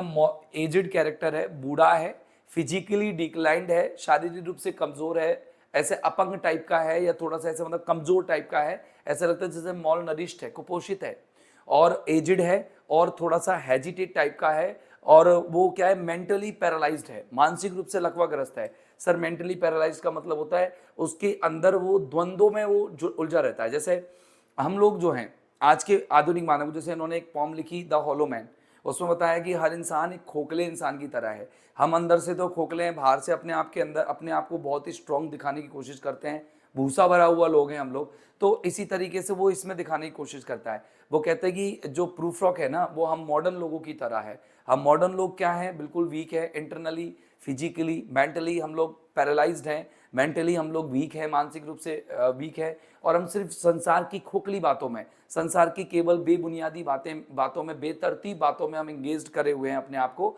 हमने कोई भी काम की बातें अपने आप में नहीं कर रखी। हम जिन गलियों में रहते हैं वो सुनसान, अकेलेपन और एक गंदगी से भरी हुई क्या है, गलियां हैं। धर्म, आस्था, विश्वास, इनका रूप जो है वो आधुनिक सिर्फ कहते हैं कि बेबुनियादी बातें हमारा इस आधुनिक दुनिया में ये क्या कर चुकी है, इन धार्मिक बातों को अपने आगोश में ले चुकी है। तो वो जो एल्फ्रेड प्रूफ रॉक है ये क्या करता है कि ये कोई कन्फेस करने जा रहा है किसी चीज को लेकर के, ये बात करने जा रहा है किसी एक वुमन से। अब बात करने जा रहा है तो उसके मन में अंतर्द्वंद चलते हैं, जैसे कि मैं जाऊं कि नहीं जाऊं, मुझे जाना चाहिए कि नहीं जाना चाहिए, मैं जा रहा हूं तो देखो गलियां कैसी है, लोग कैसे हैं, आज की बातें कहाँ पर रह गई हैं, कहाँ से चलती है, कहाँ सिमट गई है। तो कहने का मतलब हमारी जो आधुनिक दुनिया है, मॉडर्न वर्ल्ड है, जिसमें इंडस्ट्रियलाइजेशन हो रहा है, जिसमें एक हाइपोक्रेसी फैली पड़ी है, पाखंड फैला पड़ा है, जिसमें लोग विधर्मता पर विधर्मता पर अपना जीवन जीते हैं, सिर्फ पैसे के पीछे दौड़ते हैं, बेबुनियादी लाइफ जी रहे हैं, ऐसी लाइफ जी रहे हैं जिसका कोई यूज नहीं है, यूजलेस लाइफ जी रहे हैं। तो ये सारा कुछ उसमें ये जिक्र करता है, ठीक है ना। अब चालू करते हैं वो उसने क्या कहा है। तो ये जो पूरी की पूरा जो ये पॉम है, ये पूरी की पूरी पॉम 130 लाइंस, ये ड्रामेटिक इंटरनल मोनोलॉग का ही पार्ट है। सर ये ड्रामेटिक इंटरनल मोनोलॉग क्या होता है? ड्रामेटिक इंटरनल मोनोलॉग का मतलब होता है हम नाटकीय अंदाज में अपने आप से बातें करते हैं। कई बार करते हैं ना, हम चिंता में बैठे रहते हैं, मैं भी कई बार बैठे रहता हूँ, मैं कहता हूँ देखो यार मैं सुबह का चालू होता हूँ, पैसे की कोई प्रॉब्लम नहीं है, शाम तक मैं 11 बजे तक क्लास लेता हूँ, फिर मैं सोचता हूँ कि मैं क्या करूँ यार, इतना सब कुछ कर रहा हूँ, कुछ नहीं हो रहा है, क्या है एक दिन छोड़ के चला जाऊँगा, ये सब देखो मैं अपने परिवार को समय नहीं दे पा रहा हूँ। ऐसे हम लोग मन में ही बातें करते हैं, अपने आप से बातें करते हैं। वो होता है ड्रामेटिक इंटीरियर और या इंटरनल मोनोलॉग, जिसमें हम लोग अपनी बातों को जब इसको लिखित रूप में व्यक्त कर दे, या हमारे अंदर के मोनोलॉग को जब कोई लिखित रूप में व्यक्त कर दे तो उसको कह लेते हैं अपन क्या कि वो ड्रामेटिक हो जाता है। अब ये पार्ट है स्ट्रीम ऑफ कॉन्शियसनेस का पार्ट है, ये स्ट्रीम ऑफ कॉन्शियसनेस का पार्ट है। इसमें हमारे जो आइडियाज होते हैं वो फ्रेगमेंटेड होते हैं, नॉन लीनियर होते हैं और पैस्टिस तरीके से होते हैं, ऑब्जेक्टिव को रिलेटिव होते हैं, हर चीज़ को वो वस्तुओं से जोड़ता है। अब जैसे कोई भी भाव बताना होगा ना, जैसे मैंने आपको बताया ऑब्जेक्टिव को रिलेटिव इनका बहुत मूलभूत पार्ट रहा है। अब वो शाम बता रहा है तो शाम का मतलब शाम नहीं होगा, कुछ और होगा। तो वो मैं आपको बताना चाहूँगा कि क्या क्या होगा, ठीक है ना। हाँ, इनकी जो पॉम थी ये वाली तो 1915 में पब्लिश हुई और उनकी कलेक्शन में जो ये लिखी गई थी, और फिर ये कलेक्शन जो था इनका वो 1917 में पब्लिश हुआ था। हाँ चलो अब देखना कि यहां पर लेट्स गो देन, चलो अब हम चलते हैं। ये बात किसने किससे कही है? यहाँ पर उसके दोनों एक मन और एक ऐसे कह दो कि हमारे अंदर दो ड्राइवर होते हैं, एक तो दिल होता है, एक दिमाग होता है। तो दिल और दिमाग दोनों बातें कर रहे हैं, यानी कि उसके अंदर की दोनों जो सोल्स हैं वो बातें कर रही है, या दो उसकी जो मन है वो बातें कर रहे हैं। उसके अंदर कॉन्फ्लिक्ट पैदा हो रहा है, उसके अंदर डिलेमा है, दुविधा है। तो वो डिलेमा में कह रहा है चलो हम चलते हैं, तुम चलो और मैं चलूं। तुम में मतलब कंसाइंस है उसका, उसकी चेतना है, और वो कह रहा है तुम चलो और मैं चलूं, चलो हम एक सैर करते हैं। अब सैर ये टाइम कौन सा यूज करते हैं? वो कहते हैं when the evening is spread, यहाँ पर इवनिंग फैली पड़ी है, मायूसी फैली पड़ी है, उदासीनता फैली पड़ी है। इवनिंग यहाँ पर उदासीनता है। शाम का जो समय होता है वो एक रिटर्निंग टाइम होता है, जब लोग क्या है पूरी तरह से थके हुए होते हैं, टायर्ड होते हैं, जब लोग अपने घरों की तरफ लौट रहे होते हैं इस रेस्ट की उम्मीद में, आराम की उम्मीद में। तो देखो वो कह रहे हैं when the evening is spread out, उदासीनता पूरी तरह से फैली पड़ी है, और ऐसे फैली पड़ी है अगेंस्ट द स्काई, आकाश के खिलाफ। आकाश मतलब उम्मीद, लोगों के अंदर से उम्मीदें मर चुकी है, आध्यात्मिकता मर चुकी है, और वो जो पूरी तरीके से अनाध्यात्मिक होकर के या फिर बिल्कुल नैतिक रूप से पतित होकर के शाम की तरह लोग पड़े हुए हैं, या शाम में लोग नैतिक रूप से पतित हो चुके हैं।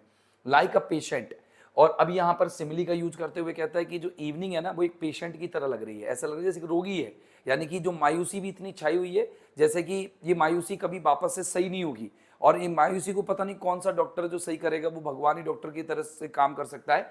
तो वो कह रहा है ये पेशेंट जो है, ऐसा लग रहा है जैसे एक पेशेंट है, एथराइज जैसे डिसेक्ट करके रख दिया गया है, जैसे काट छाट करके रख दिया गया है और अपॉन अ टेबल और एक स्ट्रेचर पर लिटा के पटका गया है। शाम को उसने एक पेशेंट से कंपेयर किया है, जहां पर आज के लोग आप देखोगे, आधुनिक कवियों को देखोगे, आधुनिक कवि या और कवियों को देखोगे, शाम को एक बहुत अच्छा समय बताते हैं। लोग शाम को कहते हैं कि इवनिंग टाइम जो है एक प्लेजेंट टाइम होता है, लोग बच्चे जो है खेलने जाते हैं, मंदिरों में घंटियां बज रही होती है, या जो लोग हैं ना वो अपने घरों की तरफ लौट रहे होते हैं, बच्चे जो है अपने माँ बाप का इंतजार कर रहे होते हैं, जो वर्किंग होते हैं उनका। तो ये शाम एक बहुत ही प्लेजेंट तरीके से लोग रिप्रेजेंट करते हैं, या अदर पॉइंट्स रिप्रेजेंट करते हैं, और ये जो है बिल्कुल अपोजिट तरीके से शाम को रिप्रेजेंट करता है। ये कहता है कि इवनिंग एक बिल्कुल मायूसी की तरह है, इवनिंग ग्लूमीनेस है, इवनिंग जो है मिलानकली है, उदासीनता है, और मॉरल पतन को रिप्रेजेंट करने का काम करती है। लेट्स गो, चलो हम चलते हैं, चलो छोड़ो इवनिंग की बातें करेंगे बाद में, चलो चलते हैं through certain half deserted street. अब वो कह रहा है कि चलो हम ऐसे रास्ते में चलते हैं जो अमुक आधी छोड़ी हुई गलियां हैं, ऐसी गलियां जिनमें से आधे लोग अभी लौट रहे हैं और आधे लोग जो हैं अभी लौट चुके हैं। मतलब आधे लोग तो अभी क्या है घरों में बैठे हुए हैं बाहर। ऐसे होता है ना, जैसे एक तरह से इमेजिन करते हैं कि शाम के समय गलियां कैसी दिखती हैं। शाम के समय गलियों में क्या कुछ लोग तो दरवाजों पर बैठे हुए दिखेंगे, कुछ लोग अंदर घर में खाना पका रहे हैं, रेस्ट कर रहे हैं, अपनी फैमिली के साथ बैठे हैं, ऐसे आप लोगों को दिखेंगे शाम के टाइम में। तो वो डेजर्टेड जो स्ट्रीट्स है वो रिप्रेजेंट करती है वैक्यूम को, हमारे जो लाइफ में वैक्यूम होता है उसको रिप्रेजेंट करती है। वो कहते हैं कि चलो हम चलते हैं हमारे लाइफ की उस वैक्यूम टाइम में, मतलब खाली समय में हम थोड़े विचार विमर्श करते हैं। Okay, the muttering retreats. और जब लोग गलियों में लौट रहे हैं तो बुदबुदाहट जो है वो लौटते समय पर सुनाई दे रही है, यानी कि थोड़ी सी हम क्या है बुदबुदाहट करते हुए चलते हैं, थोड़ी सी बातें करते हुए चलते हैं। हम चलो चलो गली में चलते, जैसे दो दोस्त चल रहे हैं, चलो हम गली में चलते हैं, घूमते हैं, और यहाँ पर वैक्यूम गली हैं, खाली गली हैं, डेजर्टेड है, हाफ डेजर्टेड है, और जो हम थोड़ा बात करते हैं, चलो मटरिंग करते हैं ऑफ रेस्टलेस नाइट। और हम बातें करते हैं कि अब आने जो रातें आएंगी ना वो बड़ी बेचैन रातें आएंगी। ऐसी रातें आती हैं कि रात किस चीज का प्रतीक है? रात प्रतीक है डेथ का, रात प्रतीक है अनसर्टेनिटी का, रात प्रतीक है डेजुलेशन का, विनाश का। एक तरह से रात प्रतीक है, आप ये कह सकते हो। रात को अपन दूसरे तरीके से कह सकते हैं, एनर्जी तरीके से, कि रात एक शांति का प्रतीक है, रात एक चैन का प्रतीक है, रिलैक्सेशन का प्रतीक है। लेकिन जो टी.एस. एलियट है वो कभी सीधी बात तो करते ही नहीं है, उल्टी कह रहे हैं। वो कह रहे हैं कि हम चलो हम बातें करते हैं उन बेचैन रातों की, मतलब हम मॉरल डिग्रेडेशन की। चलो हम बातें करते हैं कि इंसान किस तरीके से नैतिक रूप से गिर चुका है, डिग्रेडेशन, नैतिक रूप से किस तरीके से इंसान गिर चुका है, नैतिक पतन किस तरीके से इंसान के अंदर हो गया है। नैतिक पतन इंसान के अंदर हो गया है in one night cheap hotels. मैं एक रात तो हमने क्या है चीप होटल्स में देखा, एक रात तो चीप होटल्स में देखे। चीप होटल्स मतलब होता है in one night cheap hotels. कई लोग अपने जीवन में जब एक रेगुलर लाइफ स्टाइल से थक जाते हैं तो वो सस्ते होटलों में चले जाते हैं, और यहाँ पर ये रिप्रेजेंट करता है कि आज इंसान सेक्सुअली इतना ओवरवेल्म्ड हो चुका है, सेक्सुअली इतना इन्वॉल्व हो चुका है कि लोगों के अंदर की आध्यात्मिकता, दूसरों के अंदर आध्यात्मिकता या दूसरों के अंदर स्पिरिचुअलिटी को देखने में नहीं लगी हुई है, बल्कि उनके अंदर वो एक दूसरे को फिजिकल प्लेजर के लिए देखते हैं। तो वो कहते हैं कि इंसान जो है वो मॉरली इतना पतित हो गया है कि वो सस्ते सस्ते होटलों में सेक्स ट्रेड में फंसा पड़ा है एंड सॉडस्ट। और जो ये चीप होटल भी ऐसे हैं, मतलब लोगों को क्या है कि वहाँ पर मेंटेनेंस जो होते हैं, कोई भी चीज़ का रख रखाव कहते हैं, वो इतना इस पर उस पर ध्यान नहीं है। मतलब कहने का मतलब जैसे कई बार होता है ना, जैसे अपना घर है साफ सुथरा नहीं है, कोई दिक्कत चल रहा है, लेकिन जो हमारी जो डेली रूटीन है, जैसे अभी नॉर्मल अपन देखते हैं थोड़ी सी वल्गर टाइप की बातें कर रहा है, यहाँ पर वो कह रहा है कि एंड सॉ डस्ट, और रेस्टोरेंट का जो फर्श है वो पूरी तरह से बुरादे में बटा हुआ है विद ऑयस्टर शेल्स, और वहाँ पर सीपियाँ जो है फैली पड़ी हैं। तो यहाँ पर ये दिखाता है कि उस होटल में ना केवल इस तरीके के सेक्सुअल डिलाइटमेंट्स देखे गए, बल्कि वहाँ पर गेमलिंग्स भी हैं, जुए भी हैं। तो लोग जो है इतने पतित हो चुके हैं कि वो अपने आप को ईश्वर से कनेक्ट करने की बजाय वो किन चीज़ों में लगे हुए हैं, वो इस तरीके की गैमलिंग्स और वो जो कहते हैं ना पथ भ्रष्ट होने वाली चीज़ें, गंदेपन मैलेपन में लगे हुए हैं, जीवन के इस ये कह सकते हैं कि खोखलेपन में लगे हुए हैं। आगे देखना कि वो कह रहे हैं स्ट्रीट्स, हम उन गलियों में चलते हैं that follow like a tedious argument, जिनमें हम ऐसी बातें करेंगे जिनमें हमारा तर्क ऐसे होंगे जो थकावटी हैं। मतलब क्यों? क्योंकि हम जब बातें करेंगे तो हम लोग बातें करेंगे, मतलब मैं अपनी आत्मा से बातें करूंगा तो मैं धार्मिक बातें, आस्था प्रवण बातें या फिर मॉरलिटी की बातें करूंगा, तो वो थकावटी आर्ग्यूमेंट होंगे। वो इस तरह की दुनिया उन आर्ग्यूमेंट्स को, इन तर्कों को सुनना नहीं चाहेगी। ऑफ इंसीडियस इंटेंट, और ऐसे कहेंगे कि ये जो इंटेंट है इन लोगों का, मतलब हम लोगों का जो इरादा है वो कैसा है, धोखेबाजी का इरादा है। मतलब अब कहते हैं ना, जैसे मानो कि आज की दुनिया में मैं तुम्हारा भला कर दूं, सुनो, मैं तुम्हारा भला कर दूं तो मैं तुम्हारे लिए गंदा हूं, और मतलब मैं तुम्हारे लिए अच्छा सोच रहा हूं ना, तो तुम तब भी मेरे लिए ये सोच रहे हो, सर के मन में कुछ ना कुछ है जिसके लिए सर ऐसा कह रहे हैं। आज कोई भी इंसान किसी पर भी एक प्योर विश्वास नहीं रखता है, क्योंकि हर इंसान की वाणी कुछ इस तरीके की हुई कि वो कहता कुछ है और करता कुछ है। तो वो कह रहा है कि अब हम चलते हैं उन गलियों में, और ऐसा लग रहा है जैसे मानो हम उन गलियों में चल रहे हैं और बातें कर रहे हैं, मटरिंग हम कर रहे हैं, वो मटरिंग हमारे कोई केवल बोरिंग से पकाऊ से आर्ग्यूमेंट बन गए हैं जिन्हें कोई सुनना ही नहीं चाहता। जो ऐसा लगती दुनिया को कि मानो इनकी जो इच्छाएं हैं वो बहुत खतरनाक इच्छाएं हैं, डेंजरस इच्छाएं, घातक इच्छाएं हैं। ओके, टू लीड यू, और ये जो हमारी बड़बड़ाहट है, ये हमारा जो बात है, ये हमारा आर्ग्यूमेंट है, ये हमारा तर्क है, वो तुम्हें लेके चलेगा किस पर? एक ओवरवेलमिंग क्वेश्चन पर, एक ऐसे प्रश्न पर जो तुम पर हावी हो जाएगा। लेकिन मैं नहीं चाहता कि तुम पर कोई प्रश्न हावी हो। अब तुम जवाब दे रहे हो, ठीक है ना? ओके, तो मतलब कंसाइंस, अब कंसाइंस जवाब देता है। कंसाइंस क्या कहता है? Oh no, don't ask what is it, अरे मत पूछो, जो भी ये क्वेश्चन है मत पूछो, क्योंकि मैं नहीं चाहता इस प्रश्न का जवाब देना, क्योंकि इस खोखली दुनिया में इस तरह के प्रश्न का जवाब देना उचित नहीं होगा। ये व्यंग करते हुए कहता है कि अगर ये दुनिया खोखली है, ये दुनिया नैतिक रूप से गिर चुकी है, ये गंदेपन, मैलेपन, जिंदगी के मैलेपन में फंस चुकी है, तो मैं नहीं चाहूंगा कि तुम्हारे इस आध्यात्मिक धार्मिक प्रश्न का जवाब दूं। ठीक है ना? लेट्स गो, चलो चलते हैं, चल दो चलते हैं, मेक आर विजिट, हम तो अपन घूमते हैं, देख तो सैर तो करते हैं। तो कौन कहता है चलो सैर करते हैं? जैसे कई बार होता है ना, जैसे मन में कई बार कि यार क्या यार लोग, चलो चलो चलो छोड़ो यार, अपन चलते हैं, आगे चलते हैं, ऐसे ऐसे वो दोनों बातें कर रहे हैं। ट्रस्ट इश्यू होते हैं, बिल्कुल होते ही है। अब देखना, in the room the women come and go, अब वहां पर ये जो है ना एक रीटेकिंग के रूप में लेता है, ये रिफ्रेन के रूप में लेता है ये लाइन को, है ना, रिफ्रेन के रूप में लेता है ये लाइन। और यहाँ पर एक बहुत ही जो इटली के जो फेमस पेंटर है, ठीक है ना, ओके, फेमस पेंटर का नाम लेता है माइकल एंजेलो, और जिन्होंने डेविड की पेंटिंग बनाई थी, पेंटर, ठीक है ना, ओके, इटालियन पेंटर है, और इन्होंने क्या डेविड का पेंटिंग बनाया था, डेविड्स पेंटिंग, डेविड की पेंटिंग बनाई थी, बहुत फेमस पेंटिंग थी। अब ऐसे व्यक्ति जो पुरुषों का चरित्र चित्रण करने में लगा हुआ है, okay, one who is able to depict depict male characters, जो मेल कैरेक्टर्स को डिपिक्ट करने में माहिर है, कौन? माइकल एंजेलो, ठीक है ना, कैरेक्टर्स, इसको पहले समझना है ना। ओके, ये जो मेल कैरेक्टर्स को जिक्र करने में माहिर है, इन द रूम, उसके कमरे में जब वो पेंटिंग बना रहा है तो उसके कमरे में महिलाएं आती हैं और जाती है, टॉकिंग ऑफ, और बात करती है, मतलब जहां पर पेंटिंग रखी हुई डेविड की, वहां पर आती हैं महिलाएं और बातें करती है। मतलब उसने क्या एक नग्न पेंटिंग बना रखी है, किसकी? डेविड की एक नग्न पेंटिंग बना रखी है, और उस पेंटिंग के सामने महिलाएं आती हैं और जाती हैं और बातें करती है। तो कहता है कि जो आज के जो लोगों की बातें हैं वो वल्गरिटी पर फंस गई हैं।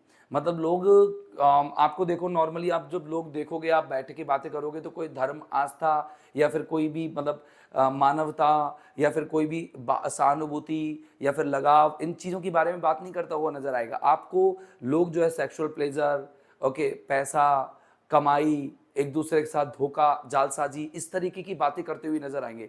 तो यहाँ पर माइकल एंजेलो जो इटालियन पेंटर है, दरअसल जो ये जो यहाँ पर ये जो लाइन है ना, वो एक व्यक्ति है जूल्स जूल्स, और इनका नाम है लोफॉर्ग, जूल्स लोफॉर्ग, ठीक है ना, इनका नाम देखना, नाम लिख लेना, जूल्स लोफॉर्ग। ये क्या है इनका, वो है रेफरेंस, कहां से लिया गया, एलुजन है, लोफॉर्ग, जूल्स लोफॉर्ग, है ना। और इनकी जो एक मतलब ये क्या है, ये जो लाइन है ना जूल्स लोफॉर्ग के कलेक्शन से ली गई है, इटालियन लैंग्वेज में लिखी हुई है, और इटालियन लैंग्वेज में लिखी हुई थी, इसको इंग्लिश ट्रांसलेट किया, इटालियन टू इंग्लिश, इसको ट्रांसलेट किया और ट्रांसलेट करके उसमें लिखा। दरअसल ये जो माइकल एंजेलो वहां पर लिखे हुए थे, माइकल एंजेलो को उन्होंने एक उस्ताद के नाम से लिखा था, और वो था सियना का उस्ताद, सियना का उस्ताद। वहां पर लिखा होता है सियना, SCIENCE, सियना, SEI, सियना। हाँ, ये स्पेलिंग कुछ इस तरीके से ही थी, सियनाज मास्टर, इस तरह से था ये, सियना मास्टर।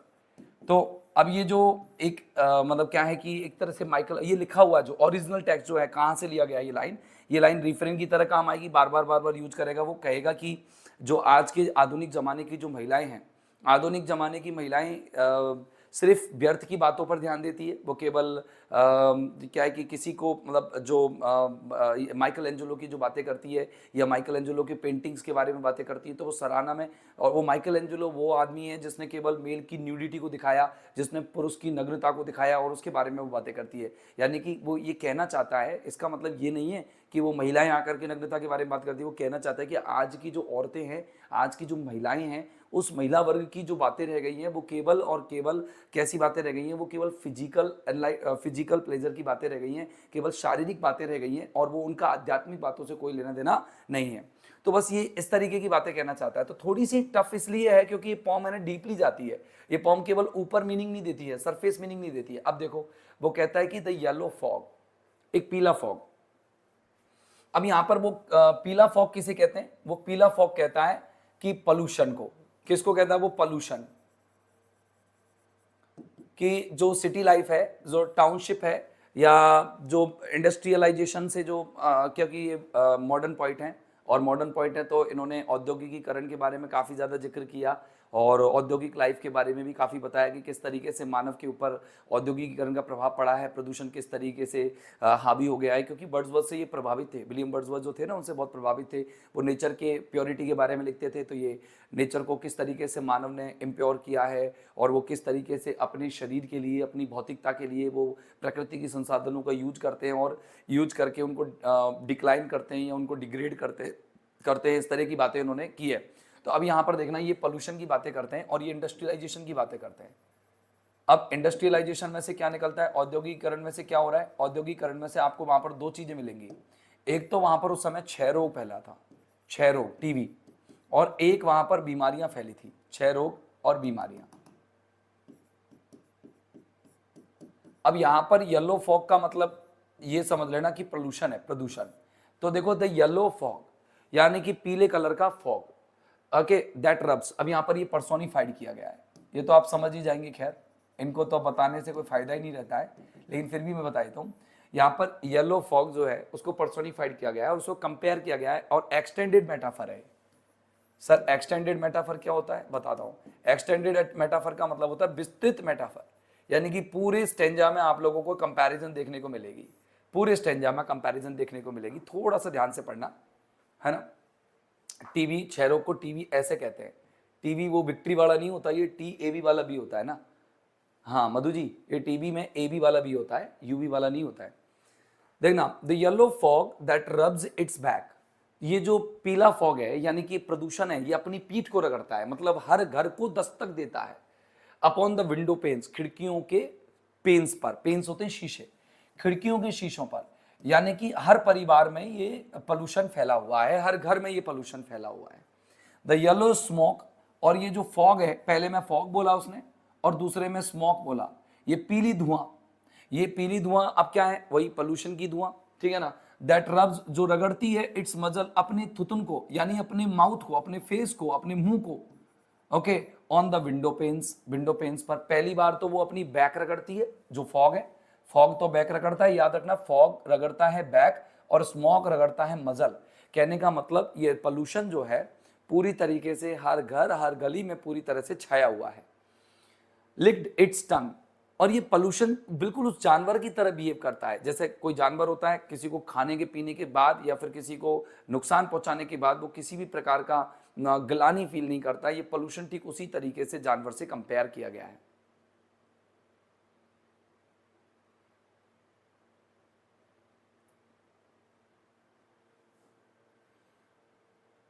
क्लास शायद बफर कर रही है मुझे लगता है।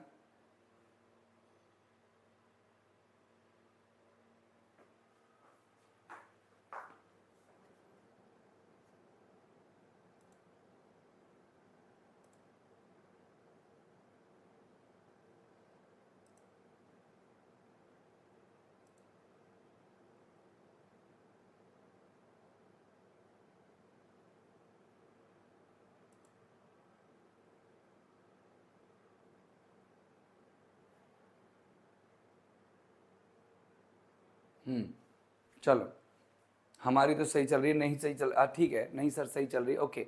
तो देखना, मैंने कहा कि अभी यहां पर दिख रहा है ना कि लिक्ड इट्स टंग्स, वो अपनी टंग को, अपनी जीभ को into the corners of the evening, शाम के कॉर्नर्स में घुमाती है। मतलब शाम के कॉर्नर्स में घुमाती है, मतलब शाम मतलब क्या होती है, शिथिलता, कि लोग जो है पूरी तरह से उदासीन है। यानी कि ये फॉग जो है वो हर इंसान की उदासीन जिंदगी में फैला पड़ा है, हर इंसान की। और ये फॉग किस चीज का प्रतीक है, अनसर्टेनिटी या फिर अनहेल्थी लाइफ स्टाइल। कहते हैं कि ये जो उदासीन इंसान क्यों है, क्योंकि वो अनहेल्थी है, अनहेल्थी है। और अस्वस्थ क्यों है, क्योंकि वो प्रदूषण भरी लाइफ में रह रहा है। तो देखो, लिक्ड इट्स टंग्स, ये अपनी जीभ को, अब जैसे कोई जानवर है, कुछ जैसे बिल्ली को देखा होगा आपने, दूध पीने के बाद अपने मुंह पर जीभ फेरती है, तो ठीक वैसे ही वो कॉर्नर्स में, शाम के कॉर्नर्स में अपनी जो लिक का है, वो अपनी जीभ है वो उसको लिक करती है। लिंगर्ड, ठहर जाती है। अब यहाँ पर वो एक मेटाफर के रूप में यूज करता है, स्टे करना, वो ठहर जाती है। अपॉन द पूल्स, उन पोखरों के ऊपर, पोखरे नाले, पूल्स कह दो, पोखर कह दो, वाटर कह दो, उन पानियों के ऊपर या उन वाटर्स के ऊपर ठहर जाती है। दैट स्टैंड इन ड्रेन्स, जो नालियों में रुका पड़ा है, नालियों में रुका पड़ा। अब ये क्या दिखाता है कि नालियों में गंदा पानी रुका पड़ा है, नालियों में गंदगी रुकी पड़ी है, और उन गंदगियों के ऊपर ये फॉग रह जाता है। जैसे उदासीनता है, मतलब ये कहते हैं कि जो पोल्यूशन है, वो पोल्यूशन ने क्या किया है कि वाटर फ्लो को रोक दिया है।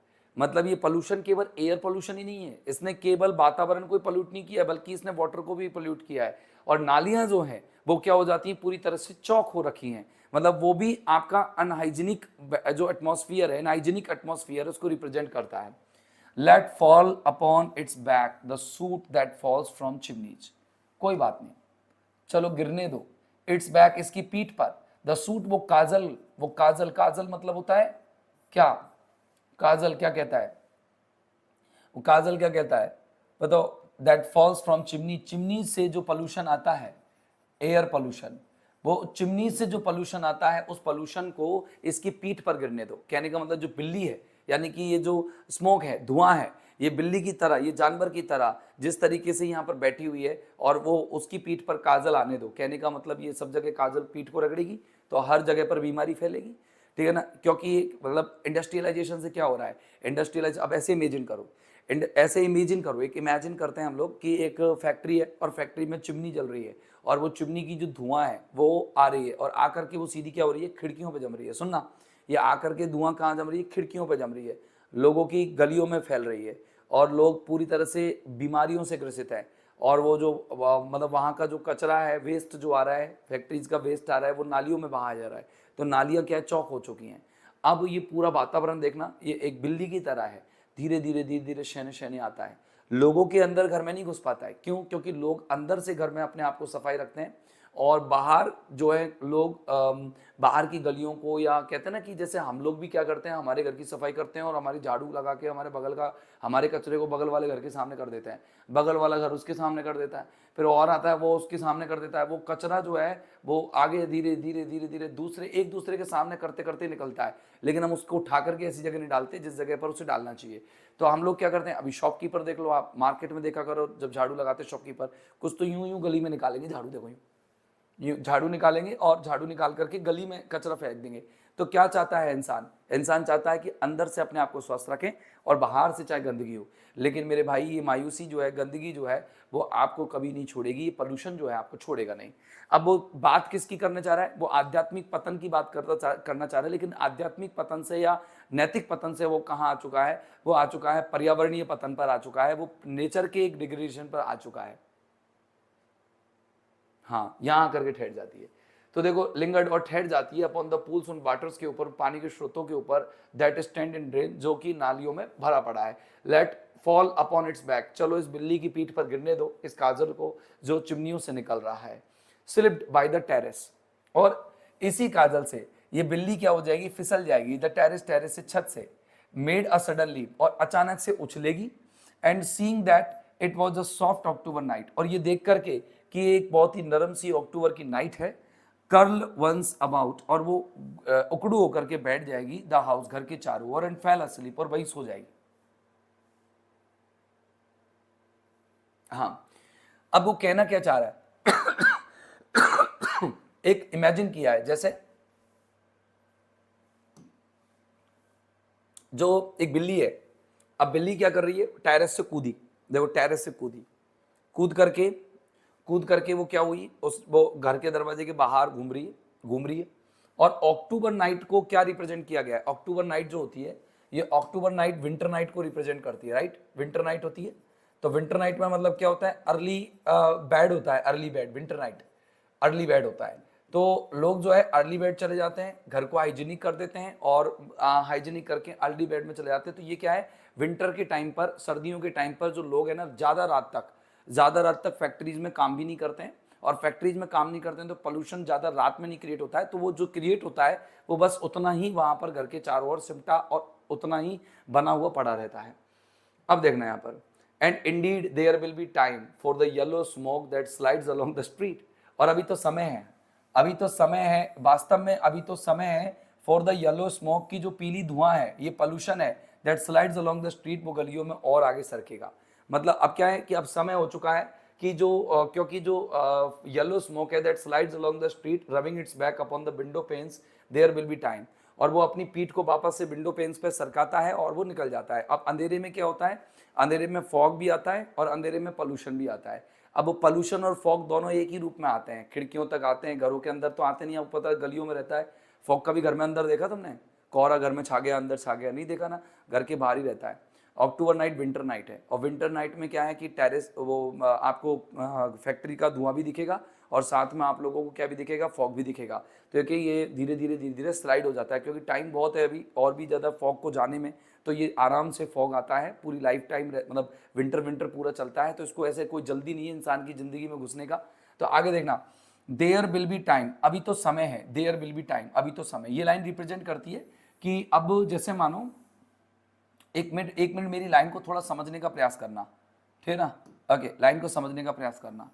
थोड़ा सा मैं लाइन को थोड़ा ऐसे तरीके से बोलूंगा जिसमें आप लोगों को लगेगा सर कैसी बात कर रहे हैं, लेकिन ये पॉइंट कर रहा है मैं क्या कर रहा हूँ। देखो, वो कह रहा है कि जैसे मैं कहीं लव मेकिंग में जा रहा हूँ, कहीं किसी से कन्विंस करने जा रहा हूँ, या कहीं किसी से कन्फेस करने जा रहा हूँ कि आई लव हर या आई लव हिम, राइट? मैं मेल फीमेल दोनों कैरेक्टर मान लो। तो अभी मैं क्या कर रहा हूँ कि मैं थोड़ा कॉन्फ्लिक्ट में हूँ, डिलेमा में हूँ कि यार मैं उसे प्यार का इजहार करूँ कि ना करूँ। अगर मान लो मैंने करा, उसने रिजेक्ट कर दिया, तो उसने 2-4 गाल पे लपड़ मार दिए तो, या फिर मैंने उसको बोला और उसने कुछ और कह दिया मेरे से, तो ये लड़का लड़की दोनों की मैं बात बता रहा हूँ कि I am not talking about a particular gender. मैं आपको सिर्फ बता रहा हूँ कि we are going to make love, okay, we are going to confess love. तो मेरे अंदर बहुत सारे कॉन्फ्लिक्ट चलेंगे। फिर अब कॉन्फ्लिक्ट चलेंगे, मैं झिझक वाला इंसान हूँ, मैं डर वाला इंसान हूँ, मैं हर चीज़ से डरता हूँ। मैंने अभी तक प्रदूषण और जो नैतिक पतन से फिर मैं प्राकृतिक पतन की तरफ गया, और अब मैं वापस से नैतिक पतन की तरफ आ रहा हूँ।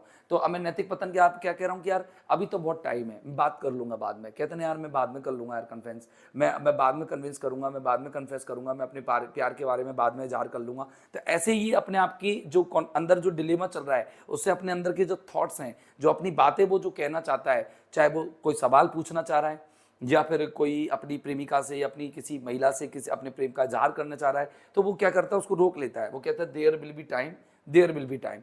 और हर इंसान क्या करता है? हमारे पास बहुत समय होगा, हमारे पास बहुत समय, इस तरह से हम सारी चीज़ों को टालते रहते हैं, ठीक है ना? The to prepare a face to meet the faces that you meet, कि आज का जो चेहरा है हर इंसान का वो एक अनरियल फेस है, अनरियल फेस। आज इंसान जिस चेहरे को लेकर के बैठा है वो अनरियल फेस है। वो कह रहा है कि टू प्रिपेयर अ फेस, कि मैं एक ऐसा चेहरा तैयार करूं, टाइम बहुत है, कि मैं एक ऐसा तैयार चेहरा करूं, एक फेक फेस, मतलब मैं एक ऐसा फेसिटियस फेस तैयार करूं, एक ऐसा काल्पनिक चेहरा तैयार करूं जिससे कि क्या है, टू मीट द फेसेज, उन चेहरों से जो मीट कर सके, उन चेहरों से सामंजस्य बैठा सके, उनसे हार्मनी स्थापित कर सके, जो इस दुनिया में अनरियल फेस हैं दैट यू मीट, जिनसे तुम मिलते हो। क्लियरली समझ में नहीं आ रहा है ये थोड़ी पॉइंट ऐसी है यार, मैं क्या मतलब आपको बिल्कुल बता दूंगा, यूवी इंडीड से दोबारा बता दूंगा। आप इसको क्या है देखना, रिवाइज करके देखना, तब जाके आपको समझ में आएगा। ये थोड़ा सा ऐसा ही है, और अपन सिंपल ऊपर से मीनिंग बताते चलाना है तो दिक्कत हो जाएगा। यूं कह रहे हैं यहां से बताओ, मैं यहां से बता रहा हूं, देखो। एंड इंडीड, और वास्तव में, देयर विल बी टाइम, अभी तो बहुत समय होगा, फॉर, क्योंकि the yellow smoke that slides along the street, क्योंकि येलो स्मोक अब चला गया है गली के किनारे होके होके अपनी पीठ को रगड़ते हुए अपॉन द विंडो पेन्स के ऊपर से। जब मॉर्निंग होती है तो फॉग भी चला जाता है धीरे धीरे, और जो फैक्ट्रीज की जो धुआं है वो सूरज की सन रेज में दिखती भी नहीं है। सूरज जैसे उदय होता है तो फैक्ट्री की धुआं कहाँ दिखती है, नहीं दिखती है ना, कम दिखती है। और रात में वो फैक्ट्री की जो धुआं है वो चारों तरफ फॉग के साथ चिपक करके वो क्या हो जाती है, फॉग के साथ इन्वॉल्व हो जाती है।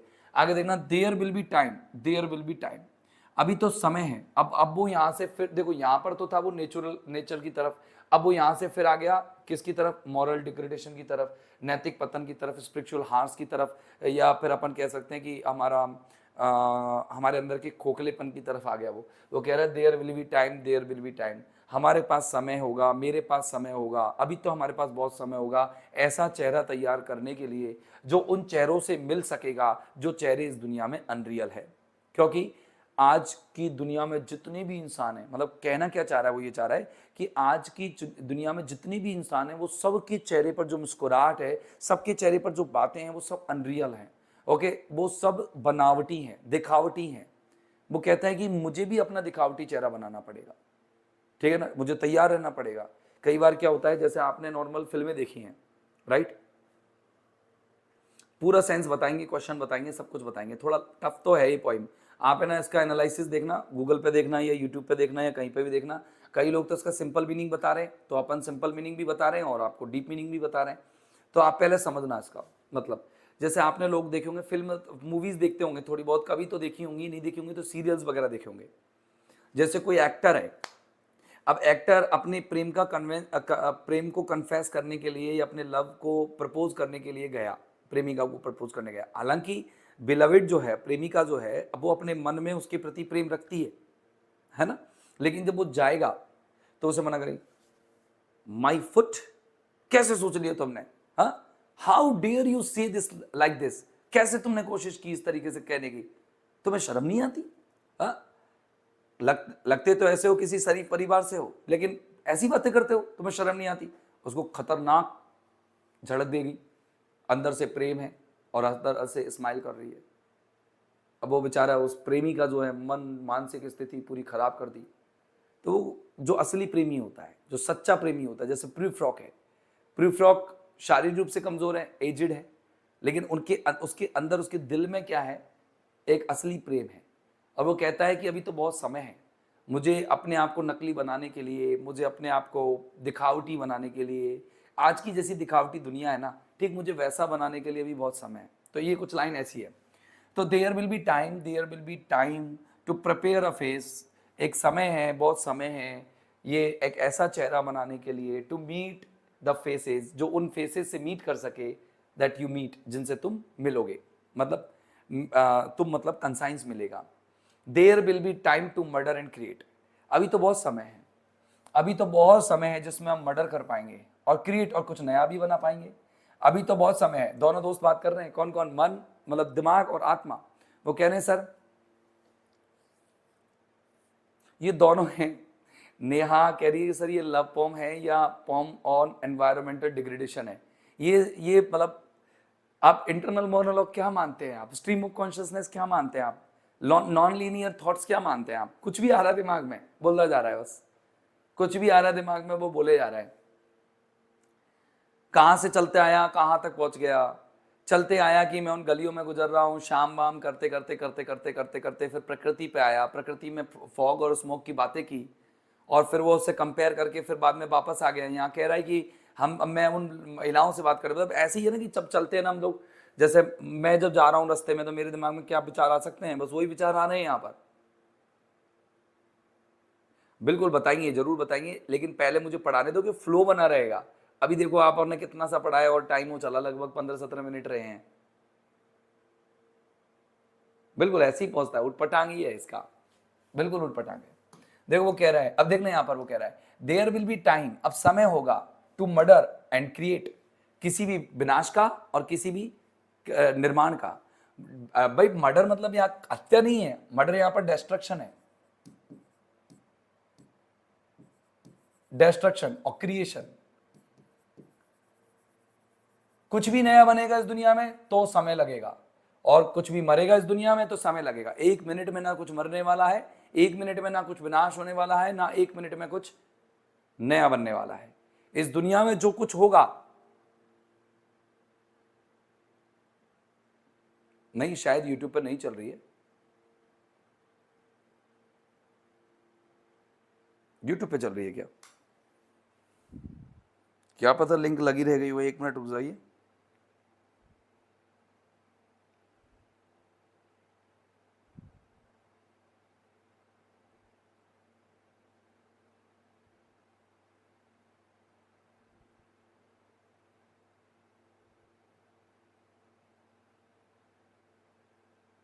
नहीं तो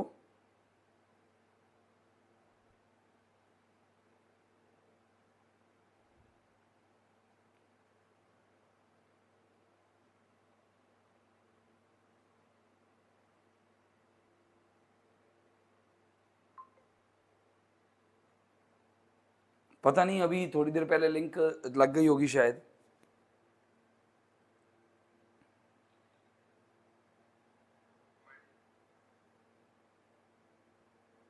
चलो देखते हैं। पोइम की तो सारी यूट्यूब पे आती है, आपकी क्लास सेकंड ग्रेड की पूरी कहाँ डाली है मनीषा, बहुत कम डाली है। पहली बार में तो हम इस पोइम की सिर्फ जानने के समझ तो 2 दिन बार में आएगा, ऐसा कुछ नहीं है, ठीक है ना। हाँ सॉरी, मेरे को तुमने गुमराह किया। देखो आगे देखना, यहाँ पर समझना, देयर विल बी टाइम, अभी बहुत समय है, टू मर्डर, कुछ भी विनाश होने में या कुछ धरती पर बनने में बहुत समय लगेगा, एंड टाइम और समय लगेगा, for all the works and days of hands. वो कह रहा है कि works and days of hands, ये जो कलेक्शन, ये जो बातें हैं ना, ये कहीं से ली गई है। अब ये जो टाइटल है किसी पॉइम का, works and hands, works and days, ये टाइटल है, ये एक पॉइम का टाइटल है। ये पॉइम का टाइटल है, एक पॉइम है जो उसका टाइटल है, और ये पॉइम जो लिखी है वो हेसियोड ने लिखी है, पॉम हेसियोड ने पॉम लिखी है।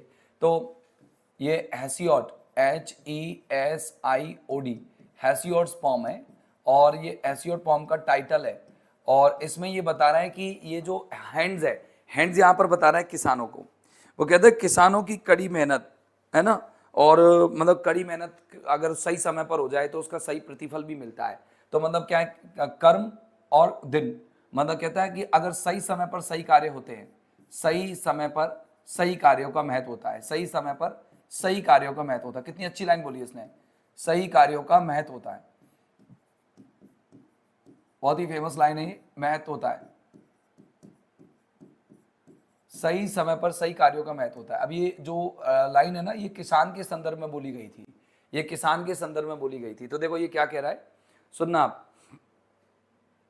कि एंड टाइम फॉर ऑल, और अब समय है काफी, for all the works and days of hands, उन सभी कार्यों के लिए, उन सभी दिनों के लिए जो हैंड्स, जो किसी हाथ के द्वारा या किसान या किसी व्यक्ति के द्वारा किए जाएंगे।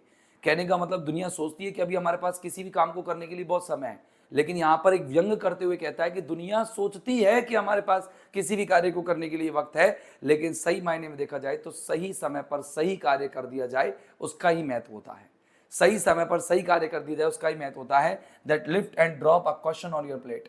ओके, और दुनिया सही समय पर सही कार्यों का क्या अंदाजा लेती है, क्या किस तरीके से उसको रिएक्ट करती है, वो क्या करते हैं, they lift and drop a question on your plate. वो सिर्फ इन चीजों का मजाक उड़ाते हैं, लोग काम नहीं करते, वो सिर्फ एक दूसरे का मजाक उड़ाने में लगे रहते हैं। वो आपसे कई तरह के प्रश्न पूछते हैं और वो प्रश्न आपको कहीं पर भी सर्व कर देते हैं। तो देखो, they lift and drop a question on your plate.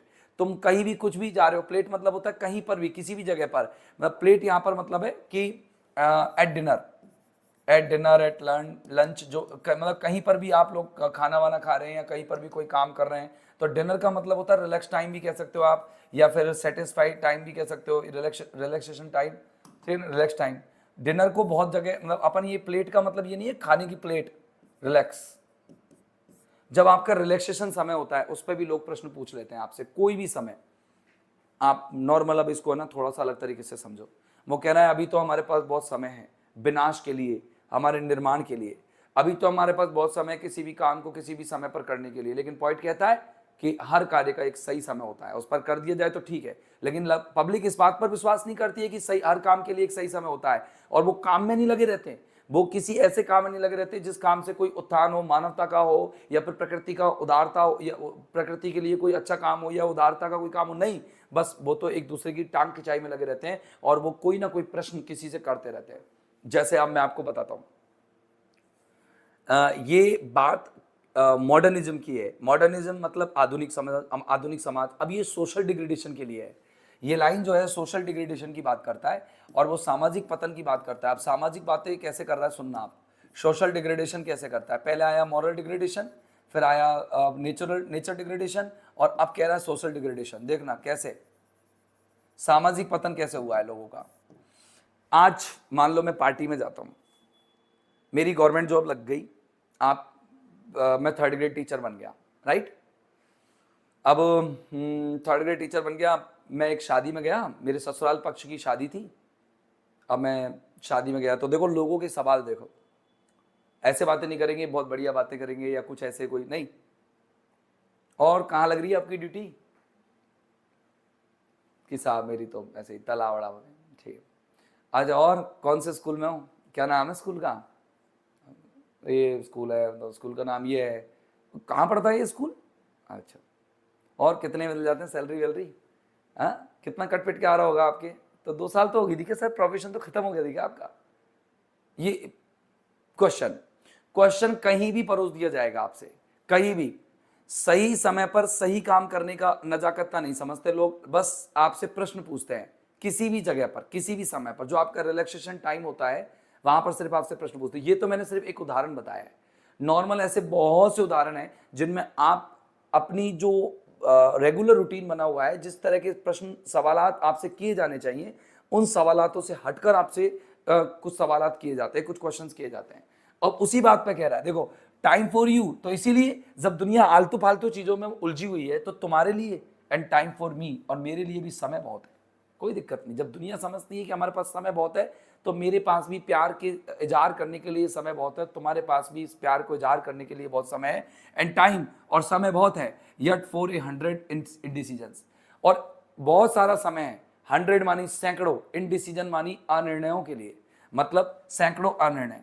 सैकड़ों अनिर्णयों को क्या क्या कहना चाहता है, हम अपने दिमाग में न जाने कितनी सारी चीजों की प्लानिंग्स बनाते हैं, लेकिन उनको ध्वस्त कर देते हैं, और हम सोचते हैं कि अभी समय नहीं हुआ इस चीज का। जैसे देखो, मानो मैं कई बार कहता हूँ, मैं ऐसे करता हूँ यार, मेरी बेटी के लिए सुकन्या योजना चालू कर देता हूँ।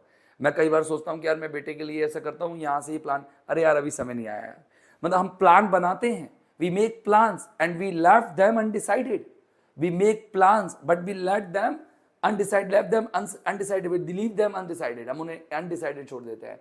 We do not implant them, we do not just use them, utilize them, and we do not carry forward them।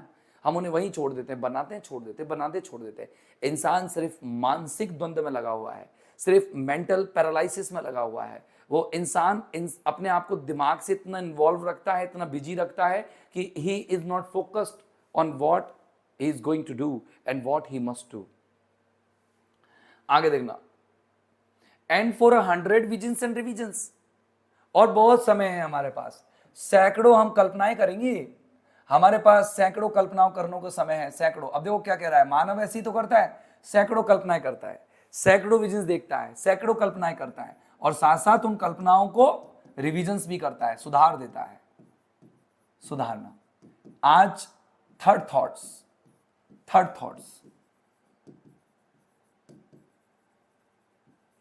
Third thoughts, third thoughts लिखना था मुझे, क्या लिख दिया मैंने, third thoughts, THIRD THOUGHTS, third thought ही लिख दो। पुनः विचार हर चीज पर। उधर से पाब्लो नेरूदा आ गए, मॉडर्न राइटर हैं, पाब्लो नेरूदा मॉडर्न राइटर हैं। वो कहते हैं कि क्या कहते हैं कि हमें भी इंट्रोस्पेक्ट करना चाहिए। Okay, now we shall all keep still and we shall, मतलब अब वो थोड़ा सा अलग तरीके से बोलते हैं कि हम सब शांत रहेंगे एक बार के लिए पृथ्वी की धरातल पर, let us not speak in any language, चलो हम किसी भी भाषा में बात ना करें, let us stop for 1 second, हमारे अंदर म्यूचुअल अंडरस्टैंडिंग टूट चुकी है, हम लोग हारमोनी स्थापित करें, हम लोग प्रकृति को बचाएं। तो वही चीज तो ये कह रहा है, लेकिन इसके कहने का तरीका अलग है। उनके कहने का तरीका शाब्दिक है, सिंपल शाब्दिक है, तभी तो वो रिदम बनाने के लिए तैयार हो जाते हैं, तभी तो वो हर चीज को राइमिक कर सकते हैं। लेकिन ये कह रहा है कि हमारे पास 100 अनडिसाइडेड प्लान्स हम बनाते हैं, 100 हम इमेजिनेशंस कर सकते हैं, हर सैकड़ों हम रिविजन्स करते हैं। हाइपरबली है यहाँ पर, रिविजन्स मानी इंप्रूवमेंट, सुधार लेकर के आते हैं हम। Before the taking of A toast और टी, चाय लेने से पहले या टोस्ट लेने से पहले, मतलब कोई भी काम को करने से पहले, बिफोर डूइंग एन एक्शन।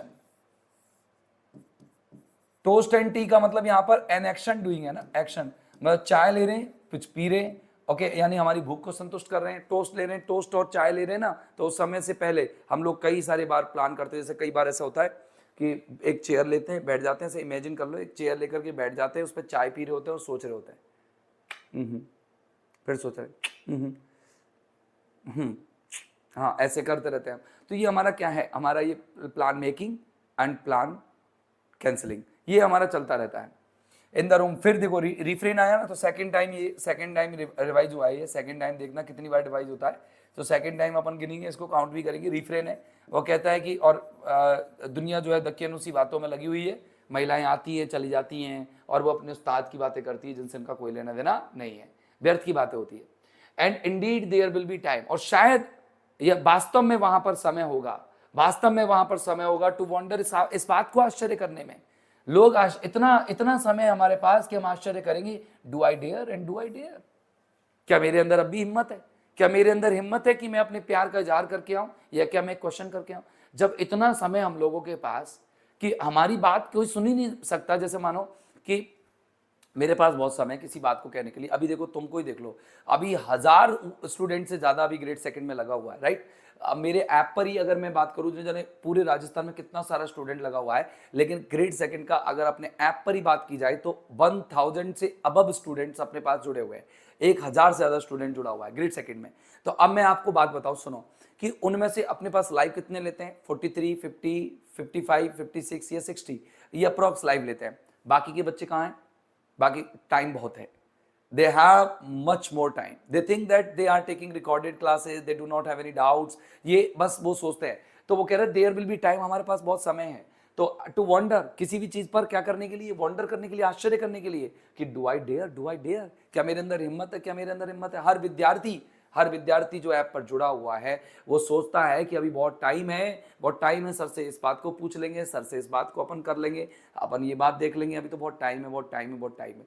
हर किसी के अंदर हिम्मत टूटी हुई है, हर किसी के अंदर हिम्मत टूटी हुई है, सबको लगता है कि हमारा सिलेक्शन होगा कि नहीं होगा, इस तरीके से, मतलब मैं बातें आपके ऊपर लेके जा रहा हूँ, लेकिन मैं यहाँ पर बात वापस लेके आऊंगा। वो कह रहे हैं कि जो हमारा कंसाइंस है, मेरी अंतरात्मा है, वो अभी अभी प्रेम को कन्विंस करने में, या प्रेम को अपने को कन्फेस करने में अभी अपने आप को प्रिपेयर नहीं कर पाई है। मेरा कंसाइंस अभी क्या है, CONSCIENC, कंसाइंस जो है अभी क्या है, कंसाइंस इज स्टिल लैगिंग या lingering.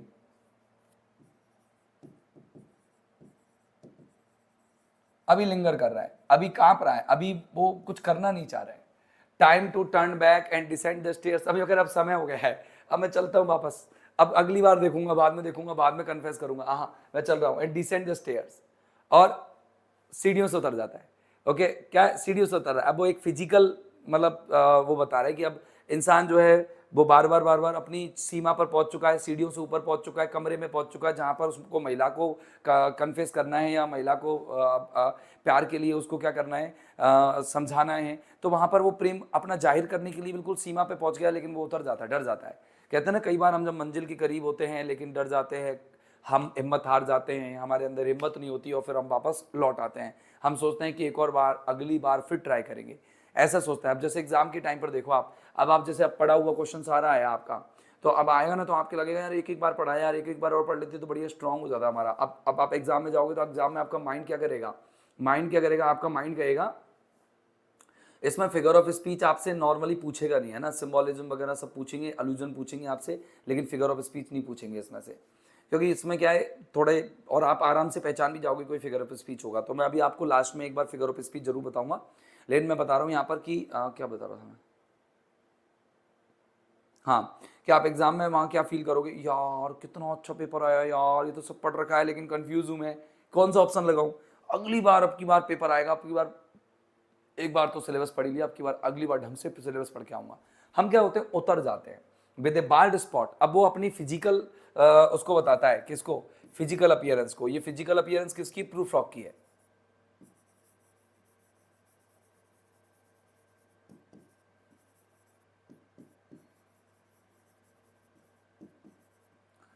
With a bald spot in the middle of the hair, ये बालों के बीचों बीच देखो, यहाँ पर भी बाल्ड स्पॉट आ रखा है, एज जैसे जैसे इंसान की होती है तो ऐसे बाल्ड स्पॉट आ जाता है, बालों के बीचों बीच बाल्ड स्पॉट आ गया है। दे विल से, ये महिलाएं मुझसे पता है क्या कहेंगी कि how is here is growing thin, देखो किसके बाल कैसे झड़ रहे हैं। और मतलब जो महिलाएं हैं ना, ये बताना चाह रहा है कि जो महिलाएं हैं जिनसे वो प्रेम को कन्फेस करने जा रहा है, या उनको राजी करने जा रहा है, या अपने प्रेम का इजहार करने जा रहा है, वो महिला भी उसकी आत्मा या उसके भाव को नहीं समझ पाएंगी।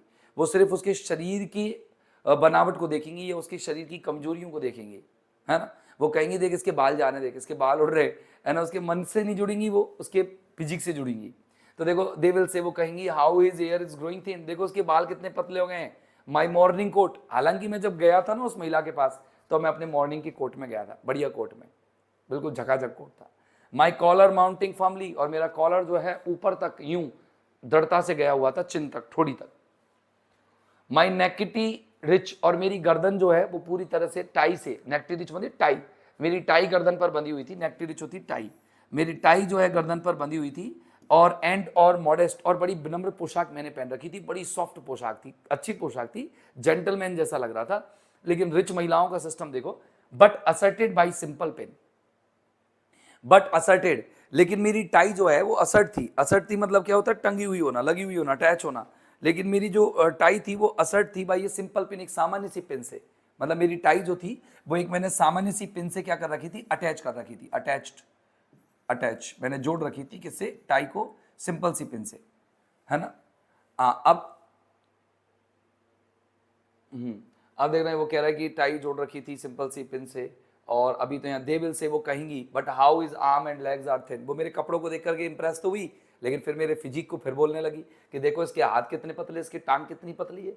डू आई डेयर, फिर बताओ, जब मेरी फिजिकल बेइज्जती होगी हो, यानी उन अमीर महिलाओं ने जब वहां पर खड़ी थी, अगर वो खड़ी मेरी ऐसे बेइज्जती कर देंगी वहां खड़ी खड़ी, तो पर बताओ क्या मेरे अंदर हिम्मत होगी, है क्या मेरे अंदर होगी डिस्टर्ब द यूनिवर्स की, मैं इस तरह से इन महिलाओं के ब्रह्मांड को डिस्टर्ब करूं, है।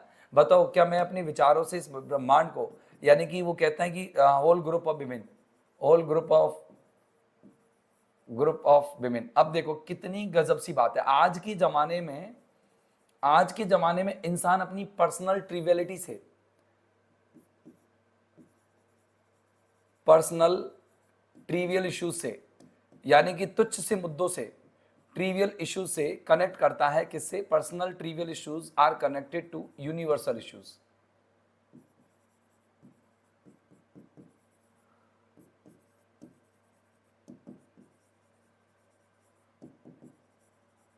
देख लो तुम कैसे, छोटे छोटे मुद्दे देख लो, हे ईश्वर मुझे मेरे प्रेम से मिला दे ईश्वर, हे ईश्वर, नहीं मिला, तू कुछ नहीं करता, कुछ नहीं करता, नथिंग, कुछ नहीं है तेरे अंदर, क्या है तेरे अंदर, हा? एक मेरा, मैं एक जो प्रेम करता था, जो कुछ करना चाहता, जो बोलना चाहता था, वो बोल ही नहीं पा रहा हूं यार, हा? ए ईश्वर तेरा, मतलब वो यूनिवर्स से जोड़ता है, अपनी पर्सनल इश्यूज को वो यूनिवर्स से जोड़ता है, वो हर छोटे छोटे मुद्दों को ब्रह्मांड से जोड़ने लग जाता है। वो ये कहना चाहता है भाई मेरे अंदर हिम्मत है क्या, मैं हिम्मत है क्या, मैं अपनी इस कमजोरी, शारीरिक कमजोरी से महिलाओं की पूरी दुनिया को क्या करूं, परेशान करूं, कोई नहीं करना चाहता मुझसे प्रेम। यानी कि वो बताता है कि इंसान और इंसान के बीच में सिर्फ और सिर्फ केवल फिजिकल लव बचा हुआ है, स्पिरिचुअल लव पूरी तरह से बैरन हो चुका है, खत्म हो चुका है। मॉडर्न वर्ल्ड पूरी तरह से केबल केबल बैरन लैंड है और इसी के लिए उन्होंने द बेस प्लान 1922 में लिखी। ज़्यादा फर्क नहीं था, विचार ज़्यादा अंदर पनपे हुए थे 5-7 साल। आपको पता है उन्होंने बड़ी फॉर्म लिखी, एक बार में तो लिखी नहीं होगी द बेस लैंड, और 15 में उन्होंने ये प्रूफ रॉक वाली पब्लिश कर दी थी। तो ये जो विचारधारा है आधुनिक दुनिया के बंजर होने के, ये विचारधारा उसके अंदर पनपी हुई थी। तो ठीक है, आज के लिए इतना ही दोस्तों, फिर मिलते हैं कल अगले एपिसोड में। तब तक के लिए have a nice time, good day, goodbye, thank you very much. इसको पढ़ के देखना, इसकी एक बार वेरीफाई करना, रीडिंग करना, फिर मुझे सुनना एक बार, और अगर आप मौका मिल जाए आपको तो गूगल वगैरह से भी देखना इसको, ठीक है ना। फिर मिलते हैं कल अगले एपिसोड में। कल अच्छे से समझ में आएगी ये पोम आपको, आज थोड़ा सा इसमें रंग में घुल चुके हो आप, कल और भी मजा आएगा, लेकिन अभी 3 दिन लगेंगे, मतलब कल और परसों 2 दिन और लगेंगे आपको इस पोम को खत्म करने में। Thank you very much, bye bye.